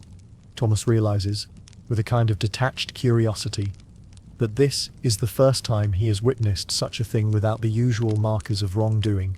There is no sense of crime, no edge of danger. It is simply one of the ways the den maintains itself: rings, coins, perhaps even boots traded for another hour of drifting. The doctor straightens, his shadow stretching long against the wall, and moves on to the next bunk. Thomas watches him pass between the pools of lamplight, his figure thinning into the haze until only the faint gleam of the case's brass hinges remains. Somewhere nearby, the quiet scrape of another pipe being filled blends with the faint chime of bracelets, the sigh of smoke leaving someone's lungs. The den continues to breathe, untroubled, as though nothing out of the ordinary has occurred at all. It begins, as these things so often do, with a sound so small it barely deserves notice. The faint, rhythmic scratch of a brush on paper. Thomas, half drifting, half returning to himself, turns his head toward the source. The ledger keeper sits exactly where he had been before, seated at his low desk near the door, back straight, face as unreadable as a carved idol. The lamplight pulls faintly over his hands, the skin pale where the cuffs of his black cotton sleeves ride up. In one hand he holds a narrow brush, its point darkened with ink. In the other, a page of thick, cream-coloured paper bound in the swollen leather of a ledger, so old it might well have kept accounts for generations. The man writes with a slowness that has nothing to do with hesitation, and everything to do with precision. His brush moves as if tracing a path he has already walked in his mind. Each character, some in looping English script, others in the spidery lines of Chinese calligraphy, sits perfectly in its place, the columns neat and unwavering. For a long moment Thomas watches without thought, lulled by the gentle rasp of bristles dragging across paper. Then his eyes sharpen, and he catches a detail that slips a thin thread of cold into his chest. There, halfway down the open page, his own name. It is written in clean, careful English letters. Thomas Avery. Beside it, in the same steady hand, is a number. A number he does not remember agreeing to. In fact, a number that, were it demanded of him tomorrow, he could not hope to pay. The figure sits in its neat little box, surrounded by the inked names of others, like a tile in some intricate mosaic of debt. There is no note of what the sum covers, no explanation, just the stark fact of it, his name, the amount, and he cannot help but notice an empty space beside the figure, as though something else might be added later. The keeper does not look up. The brush makes its slow, unhurried journey down the page, recording another entry, then another. With each mark, the sound feels louder, the soft tap of the brush, lifting and setting down again, echoing in Thomas's skull. He wants to protest, if only to ask what this debt is meant to represent, but the thought drifts away almost as soon as it forms. Confrontation feels as heavy and far off as getting up from the mat. Besides, something in the keeper's stillness warns him against speaking. This is a man who deals in quiet certainties, not disputes. The keeper pauses, re-inks the brush, and with one final, deliberate stroke, closes the ledger. The covers come together with the soft sigh of old leather, a sound that has the quality of finality about it. His hands rest briefly on top of the book, fingers lightly curved, as though sealing what is within. And that is that. Thomas is left staring at the closed ledger, the name and number now hidden away, but no less real. The act has been performed in the open. No secrecy, no rush, and yet it feels like something slipped quietly into his pocket while he wasn't looking. Around them, the den hums on, the low murmur of voices, the hiss of a lamp being adjusted, the slow exhale of smoke from half-parted lips. It all carries on as before. The ledger keeper's gaze drifts, not to Thomas but past him, as though he is already measuring the next entry, the next name, the next small slice of the den's endless arithmetic. Thomas closes his eyes, and the brush's scratch still echoes there, faint but insistent, like the tick of a clock you only notice when the room is otherwise still. He knows, in that deep, slow-moving part of himself where the smoke has settled, that the number will not diminish, it will grow, and the keeper will be here to write it down, each time, in the same careful hand. When Thomas opens his eyes again, the light in the room is different, thinner, paler, as if it has lost its nerve on the way in. It slides reluctantly through the narrow slats of a high, grime-filmed window, the sort of light that does not so much illuminate as admit defeat. In the amber hush of last night, the shadows had seemed almost warm. Now they are cold things, clinging in the corners like damp laundry that will never quite dry. The air, too, has turned. What had been sweet, if heavy, only hours ago, has curdled into something more complicated. There is still opium's syrupy trace, but beneath it lingers the sour tang of burnt oil, damp wool, and the faintly metallic edge of spent breath. The room smells like dreams that have gone on too long.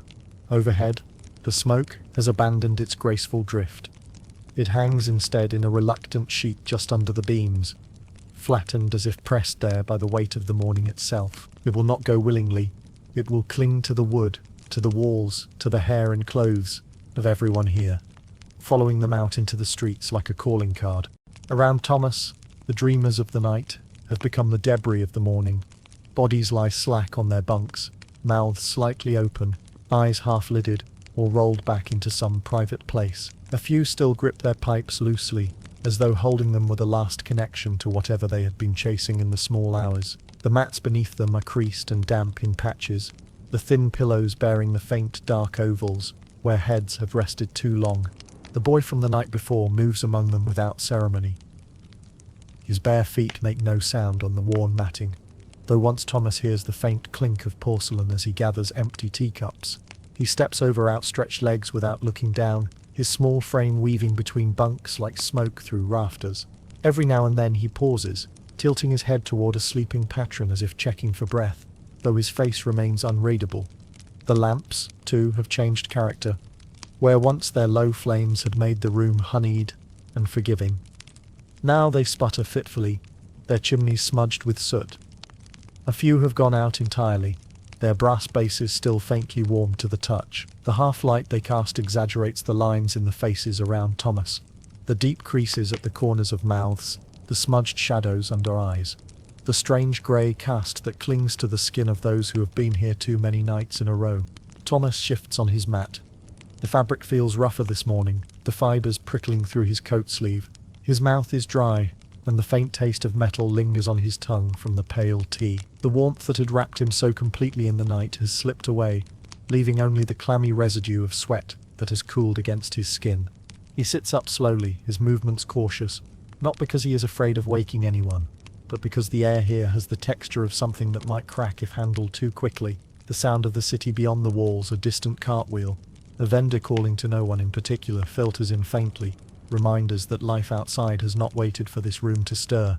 For a moment Thomas has the strange impression that the night's smoke has not simply hung in the rafters, but has settled inside him too, lining the walls of his chest with the same reluctant heaviness. He imagines stepping outside into the East End morning with that weight still clinging to him. Invisible, but palpable, the kind of thing people notice without quite knowing what they're noticing. It occurs to him that while the lamps can gutter out and the smoke will eventually drift away, some traces linger far longer than the light. Rising is not a simple act, but a negotiation between will and body, and this morning his body is winning most of the arguments. The first attempt is half-hearted. He pushes himself up onto an elbow, then pauses, as if waiting for some unseen referee to declare the round over. The second attempt is more committed, but met with a chorus of quiet protests from his joints. Knees creak, hips complain, and his spine, stiff as a length of old rope, reminds him sharply that it had been folded on a narrow bunk for far too many hours. There is a particular ache in his neck where it had lain against the edge of the hard pillow, a dull, insistent throb that feels like the echo of someone pressing two fingers into the same spot all night. He rolls his head from side to side and hears, or perhaps imagines, the faint sound of tendons stretching. His limbs still carry the strange heaviness of the smoke, as though the night has left a residue in the very marrow. Swinging his legs over the side of the bunk, he lets his boots drop to the floor. They meet the worn matting with a sound so soft it seems not to belong to real movement at all, as if he has only imagined it.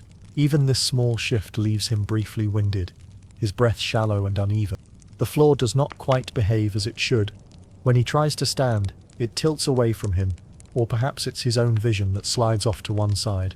The sensation is neither sharp nor alarming, just the peculiar, disjointed disorientation of a man who cannot quite match the pace of his own body. He steadies himself against the wall, palm pressing into the cool plaster, breathing slowly until the tilt becomes less pronounced. Around him, others are also making their unhurried bargains with gravity. A man across the aisle is in the middle of an elaborate, slow-motion attempt to sit upright, his shoulders swaying slightly as if he were at sea. Another, still wrapped in his coat, remains on his side, eyes open but unfocused, watching the air rather than the room. In the dim light, they all have the look of figures in a faded mural, real enough to be seen, but too distant to be touched. When Thomas finally straightens, he is aware of the pull of every tendon, the stretch and complaint of muscle against muscle. His shoulders feel as though they have been weighted with small sacks of flour, and his lower back hums with the steady ache of a man who has spent the night in one position too long. It is not the pain of injury, but the heaviness of having been entirely still, frozen, almost for more hours than he can count. He takes his first step, and it is less a stride than a cautious experiment. The leg moves, but the rest of him follows a heartbeat later, as though reluctant to commit. His boots scuff the floor, dragging against the matting in a way that tells him his feet are not entirely convinced this is a good idea. The momentary weightlessness of the night, the slow dissolve of thought and worry, has been replaced by something far less forgiving. Now there is a drag in every motion, as if the air itself has grown thicker. Each step toward the door feels like wading through cold syrup, and there is a dull, pulling resistance inside him that has nothing to do with the den's stale atmosphere and everything to do with the invisible threads still holding him in place. Some part of him knows this heaviness will follow him into the street, down the cobbled lanes, and perhaps into the days ahead. For now, though, the concern is more immediate. The next step, then the next, until the memory of lying down is replaced by the reality of standing. The doorway is closer than it feels. The room stretches oddly in the morning light, as though the night has left it warped, pulling the far end away from the place where Thomas stands. The figures on their bunks are still and hushed, the stale smoke hanging in pale, uneven ribbons overhead. Between Thomas and the street is the same narrow desk he passed hours earlier, and behind it the keeper sits exactly as before, black cotton cap drawn low, shoulders squared, spine straight, still as a statue that has grown used to the weight of its own stillness. The man does not look up until Thomas is within 3 paces. Then, with a smoothness that suggests the movement is long practiced, he lifts one hand. The gesture is economical, fingers slightly curled, palm angled forward, not a wave, not a farewell, but a summons. For the mat, the keeper says. The words are flat, entirely stripped of music, the English without any detectable origin. They could have come from anywhere. They could belong to no one. Thomas stops, for a heartbeat. He wonders if he's heard wrong. The mat? The very same mat that hours ago was included in the price he paid on arrival?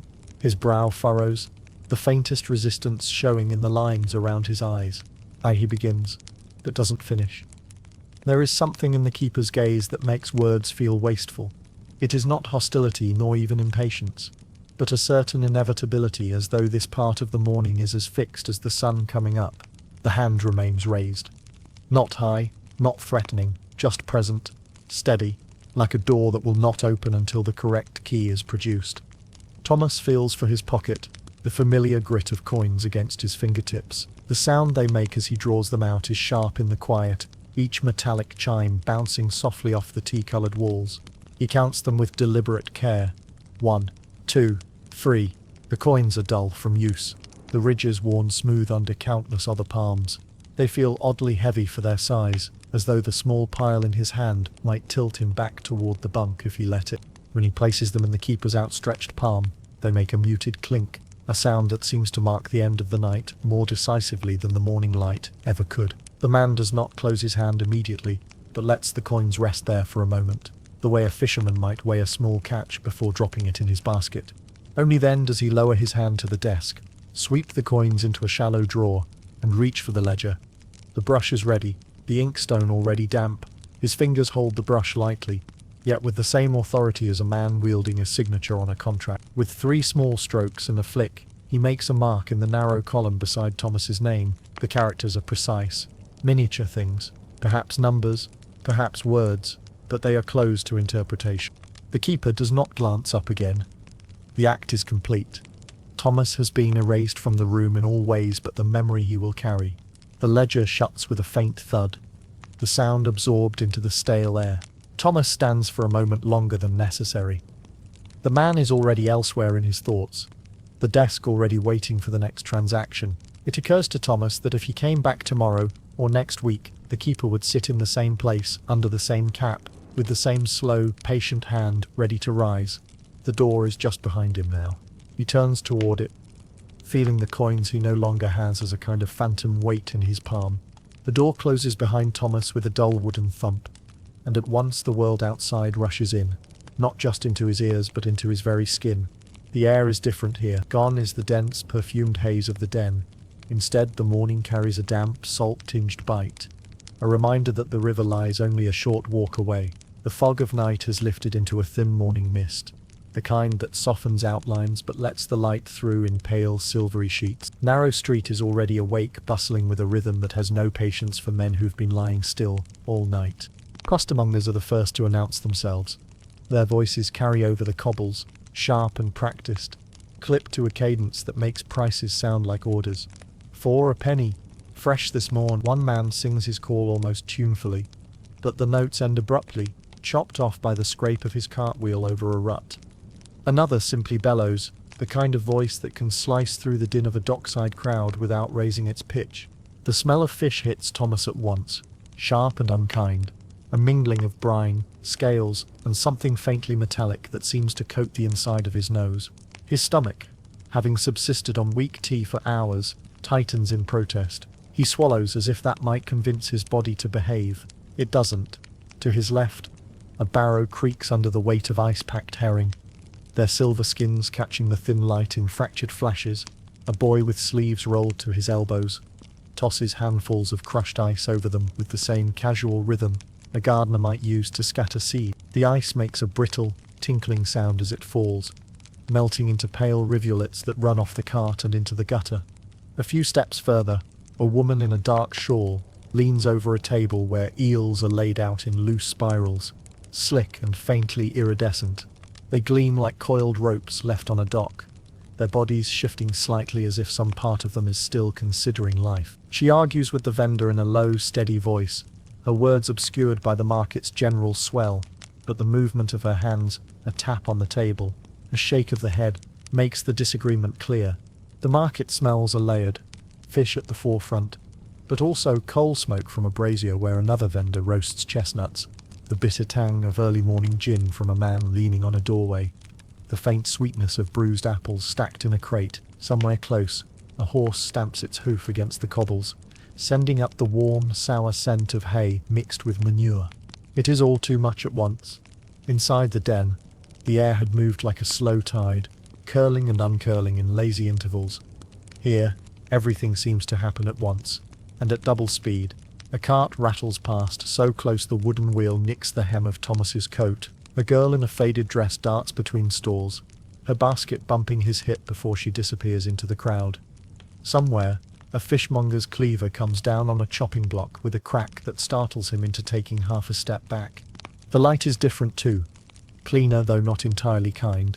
It reflects off wet cobbles, bounces from the ice, and lands on every face with an unflinching clarity that makes last night's softness feel like a trick of the mind. Thomas narrows his eyes, not against the brightness exactly, but against the sharpness of it. It occurs to him, distantly, that the world has no interest in matching his pace. The market will not hush to accommodate the slow, syrupy drift still in his veins. It will move, as it always has, fast, loud, and indifferent, whether he is ready for it or not. The turn into the next street is a relief at first. Quieter, narrower, with the market's shouts muffled by the brickwork of the surrounding buildings.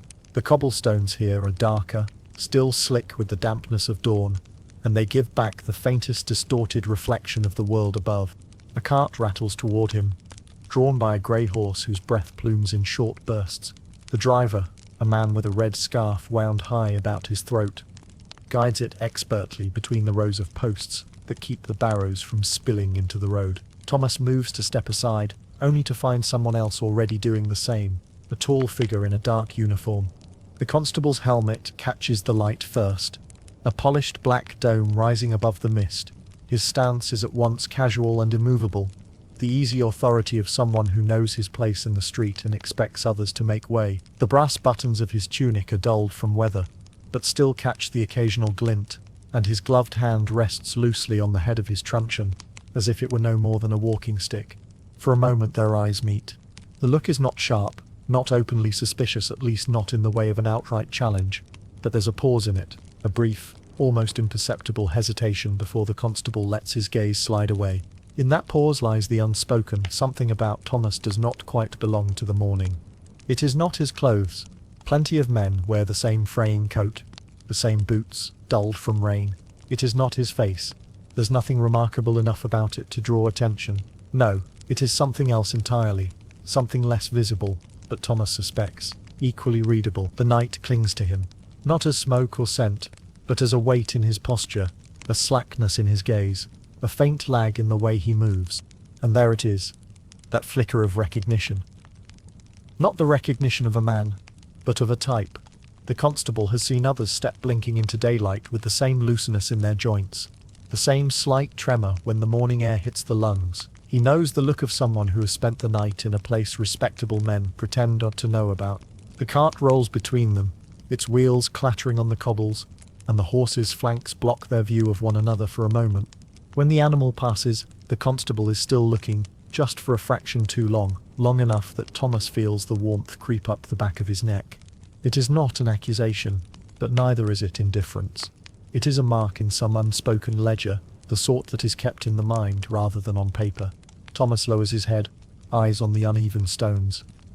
His boots strike a quicker rhythm, not out of guilt exactly, but out of the sudden urge to be elsewhere. He tells himself the look means nothing, that the constable is probably already thinking of some other face, some other corner of the city. Still, he does not glance back.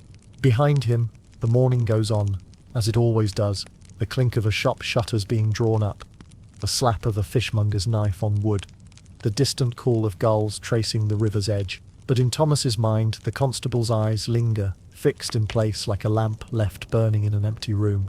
The street opens slightly ahead, giving way to a small junction where the morning light seems reluctant to enter.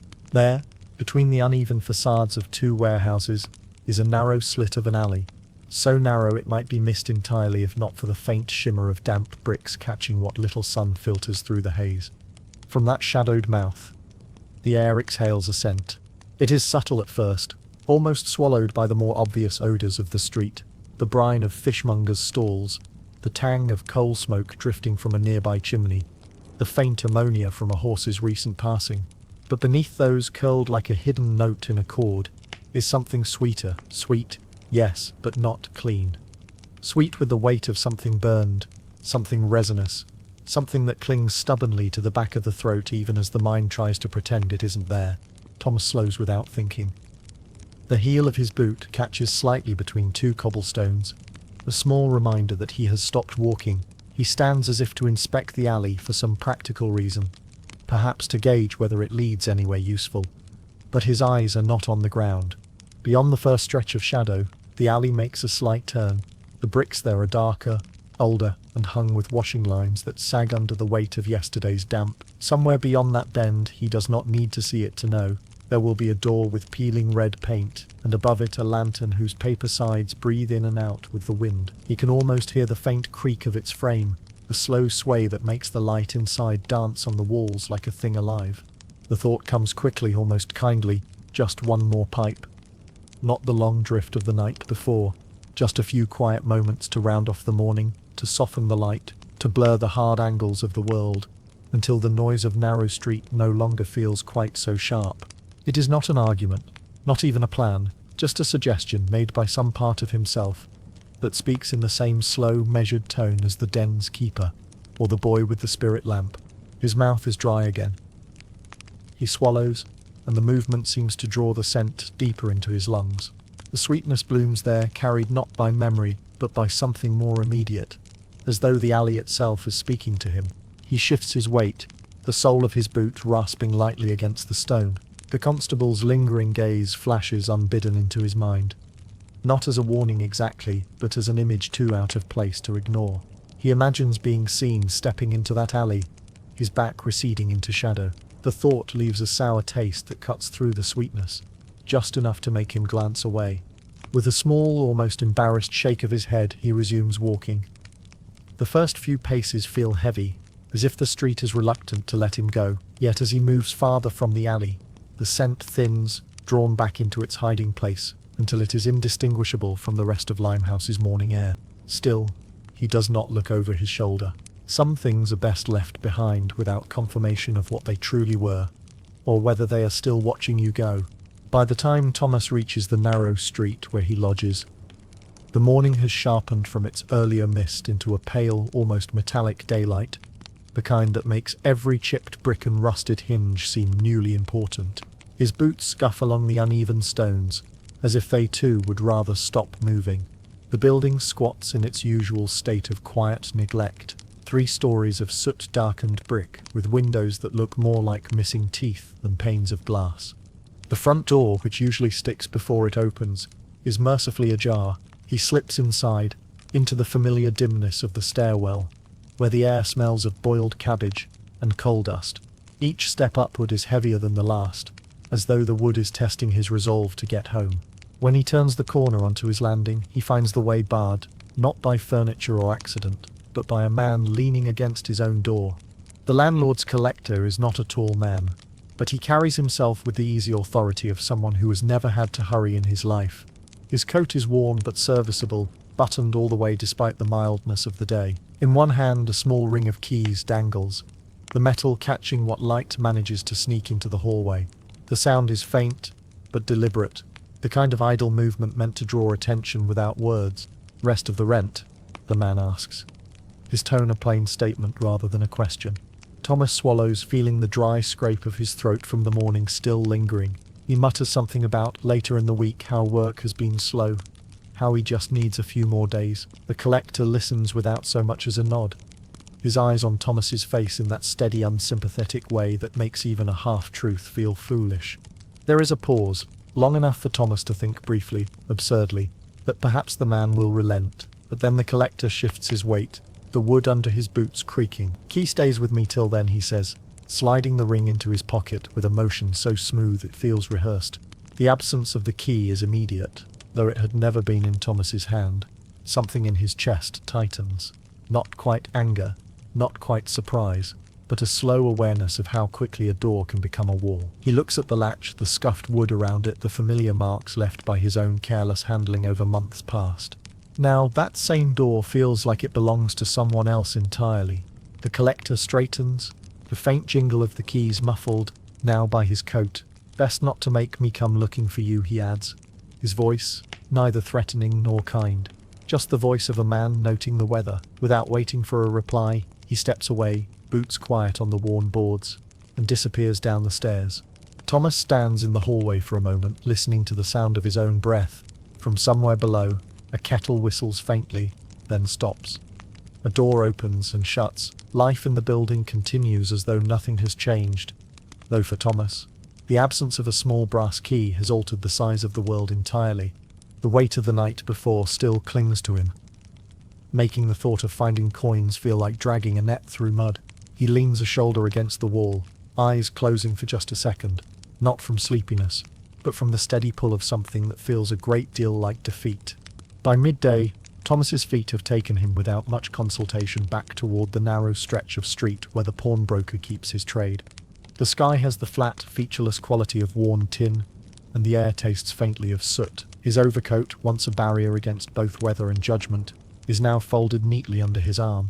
Without its weight on his shoulders, the wind finds him more easily, nosing through the thin fabric of his shirt. The pawnshop's window displays its usual small theatre of disheartened treasures. Dented silver spoons arranged with reluctant pride, a pair of opera glasses that haven't seen velvet in years, and a violin missing one string. All are tagged in the same small, neat hand. Behind the glass, dust drifts in slow spirals, catching the meagre daylight. When Thomas pushes open the door, the small brass bell overhead gives a tired ring, as though it too has been pawned once and returned. The air inside is cooler than the street, with a faint medicinal smell. Camphor, perhaps, or something meant to discourage moths. The boards underfoot creak softly, their sound absorbed by the cluttered walls. The pawnbroker sits behind his counter, spectacles low on his nose, his eyes following Thomas with the same mild interest one might give a familiar weather pattern. He does not comment on the repeat visit, nor on the absence of the coat from Thomas's back. Instead, he waits as still as the small clock ticking somewhere in the shelves behind him.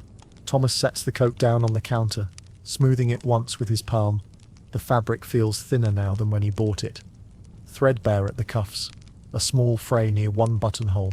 It is a decent coat still, but not one to inspire generosity. The pawnbroker gives it the briefest of inspections, a pinch at the shoulder, a glance at the lining, a faint tug at the hem. He names a figure so quickly it might have been decided before Thomas walked in. The number is less than Thomas had hoped, though not low enough to argue without looking desperate. Thomas hesitates just long enough to imagine a better offer, then nods. The pawnbroker turns away, opening a drawer whose wooden runners sigh like old bones. From it he counts the coins. Slowly, each one placed on the counter, with a soft click. They gather in a small, bright stack, their edges still sharp from little use. When Thomas slides them into his pocket, the weight is deceptive. It feels sufficient in the hand, even reassuring, yet he knows already how quickly it will scatter. Rent, bread, perhaps another cup of tea, and then the familiar lightness will return. The pawnbroker makes a small notation in his ledger, pausing to blow gently on the ink before closing the book. The coat, now no longer Thomas's, is lifted from the counter and carried to a rack near the back, where other garments hang in a row like patient ghosts. As Thomas leaves, the brass bell rings again, no more enthusiastically than before. Outside, the daylight has thinned to a dull grey, the street feeling both emptier and more hurried at once. He pulls his shirt collar closer around his neck, a poor substitute for the coat, and walks on with the coins pressing faintly against his leg, a reminder that, in this part of the city, nothing stays with you for long. The street greets him with a wind that seems to know precisely where the missing weight of his overcoat once lay. It creeps down the back of his neck and folds itself into the thin fabric of his shirt, travelling along his spine with a kind of slow satisfaction. He pulls the collar higher, though it does little good, and steps aside to let a costermonger's cart lurch past. Somewhere behind him, a voice calls his name, not loudly, but with the kind of familiarity that carries across the street without effort. Thomas turns to see the man from the Red Lantern Tavern, leaning in the doorway of a narrow shop, whose windows are clouded with age. The man's pea-coat is frayed at the cuffs, its buttons straining against the wind. His cap sits low over his brow, though not so low that it hides the glint of recognition in his eyes. "Back tonight?" the man asks. There's no warmth in the words exactly, but no threat either, just the flat neutrality of an invitation extended often enough that refusal has lost its novelty. Thomas pauses, coins still heavy in his pocket from the pawnshop transaction. His tongue feels thick, the morning's stale air still lingering at the back of his throat.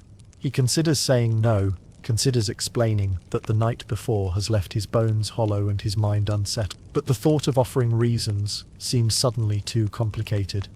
He lets the silence stretch between them, the kind that feels almost solid in the cold. The man doesn't shift his weight or repeat the question. Instead, he watches Thomas the way one might watch a candle gutter, waiting to see whether it will flare back or die altogether. The hesitation lengthens, and Thomas feels the weight of it more than the wind. His shoulders ache from standing still, but moving would mean deciding. The tavern man tilts his head, just enough to signal that the decision is neither urgent nor important to him personally. His shrug is deliberate and without malice, a gesture that says the door, whatever door he means, will be open either way. Without another word, the man steps back into the dim interior of the shop. The door swings closed behind him with a hollow thud, and the faint jingle of a bell follows, muffled almost to nothing by the glass. For a moment, Thomas stares at the worn lettering above the shop window, wondering whether the man will reappear. He does not. The crowd flows between them, erasing the line of sight. A woman in a green shawl passes close enough that her basket brushes against his hip. A boy runs by, chasing a hoop, his laughter carrying briefly before dissolving into the noise of barrows and boots. Thomas exhales, a slow release that fogs in the cold air, and turns back toward his lodging. Yet, the question remains, two plain words that have no business lingering as long as they do. Back tonight? It follows him in the rhythm of his steps, in the faint clink of coins against his thigh, in the scent that drifts from a nearby alley where the fog seems reluctant to disperse. By the time he reaches the end of the street, the man's voice has faded, but the echo of the invitation has not. It sits in the quiet part of his mind where decisions are delayed, waiting for the moment when evening settles in and the lamps begin to burn. And so, our long night in the haze of Limehouse draws softly to its end. We began in the narrow hush of the East End, where Thomas stepped past the swaying red paper lantern and into a room thick with incense and drifting smoke, the outside world left at the threshold like an unneeded coat. We watched the ledger keeper's brush move with the precision of clockwork, each name and number pressed into the page as quietly as a debt settling itself in ink.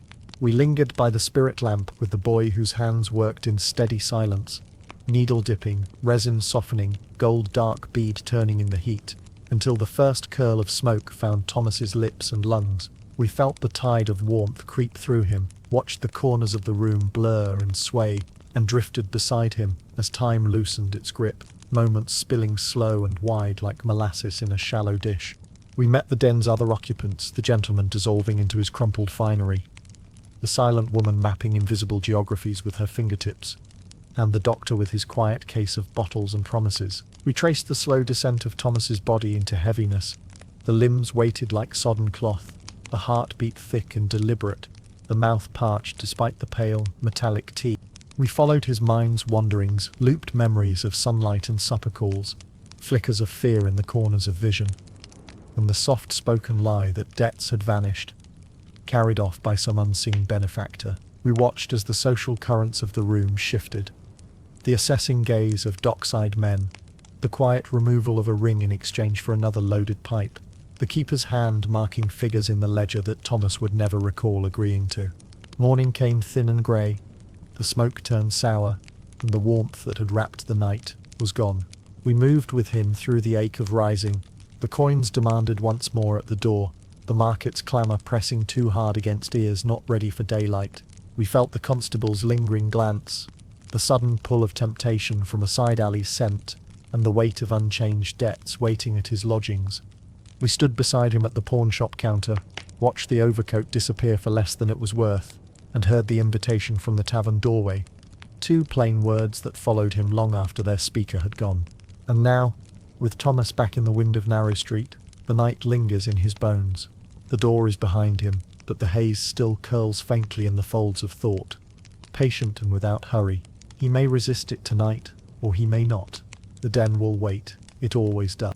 Each moment, each measured brushstroke in the keeper's ledger, each glint of lamplight on the curve of an opium bead, each sigh of the market mist, invites you to lean back, breathe deeply, and carry these shadows gently into your own quiet hour. Here, in the calm aftermath of the pipe's drift and the city's waking, we find not only the toll of indulgence, but the peculiar human habit of returning to what we know may undo us. If Thomas's night in Limehouse has left its echo in your thoughts, more soft-lit wanderings through Victorian London await. Perhaps a foggy morning with a dockside lighter, or an afternoon in the hidden rooms of a penny gaff. Our channel will be here as your serene companion for history that soothes even as it reveals. Now, let the faint scent of smoke and the murmur of distant barrows fade into the rhythm of your breathing. When you are ready for another quiet journey, tap into our next story, and if you haven't yet, please subscribe and ring the bell so you'll never miss our next slow, immersive hour. Share in the comments the moment that stays with you and where you're listening from. Thank you for keeping company with Thomas and with the unhurried shadows of Limehouse. Until our paths cross again beneath the gentle glow of history's lamplight.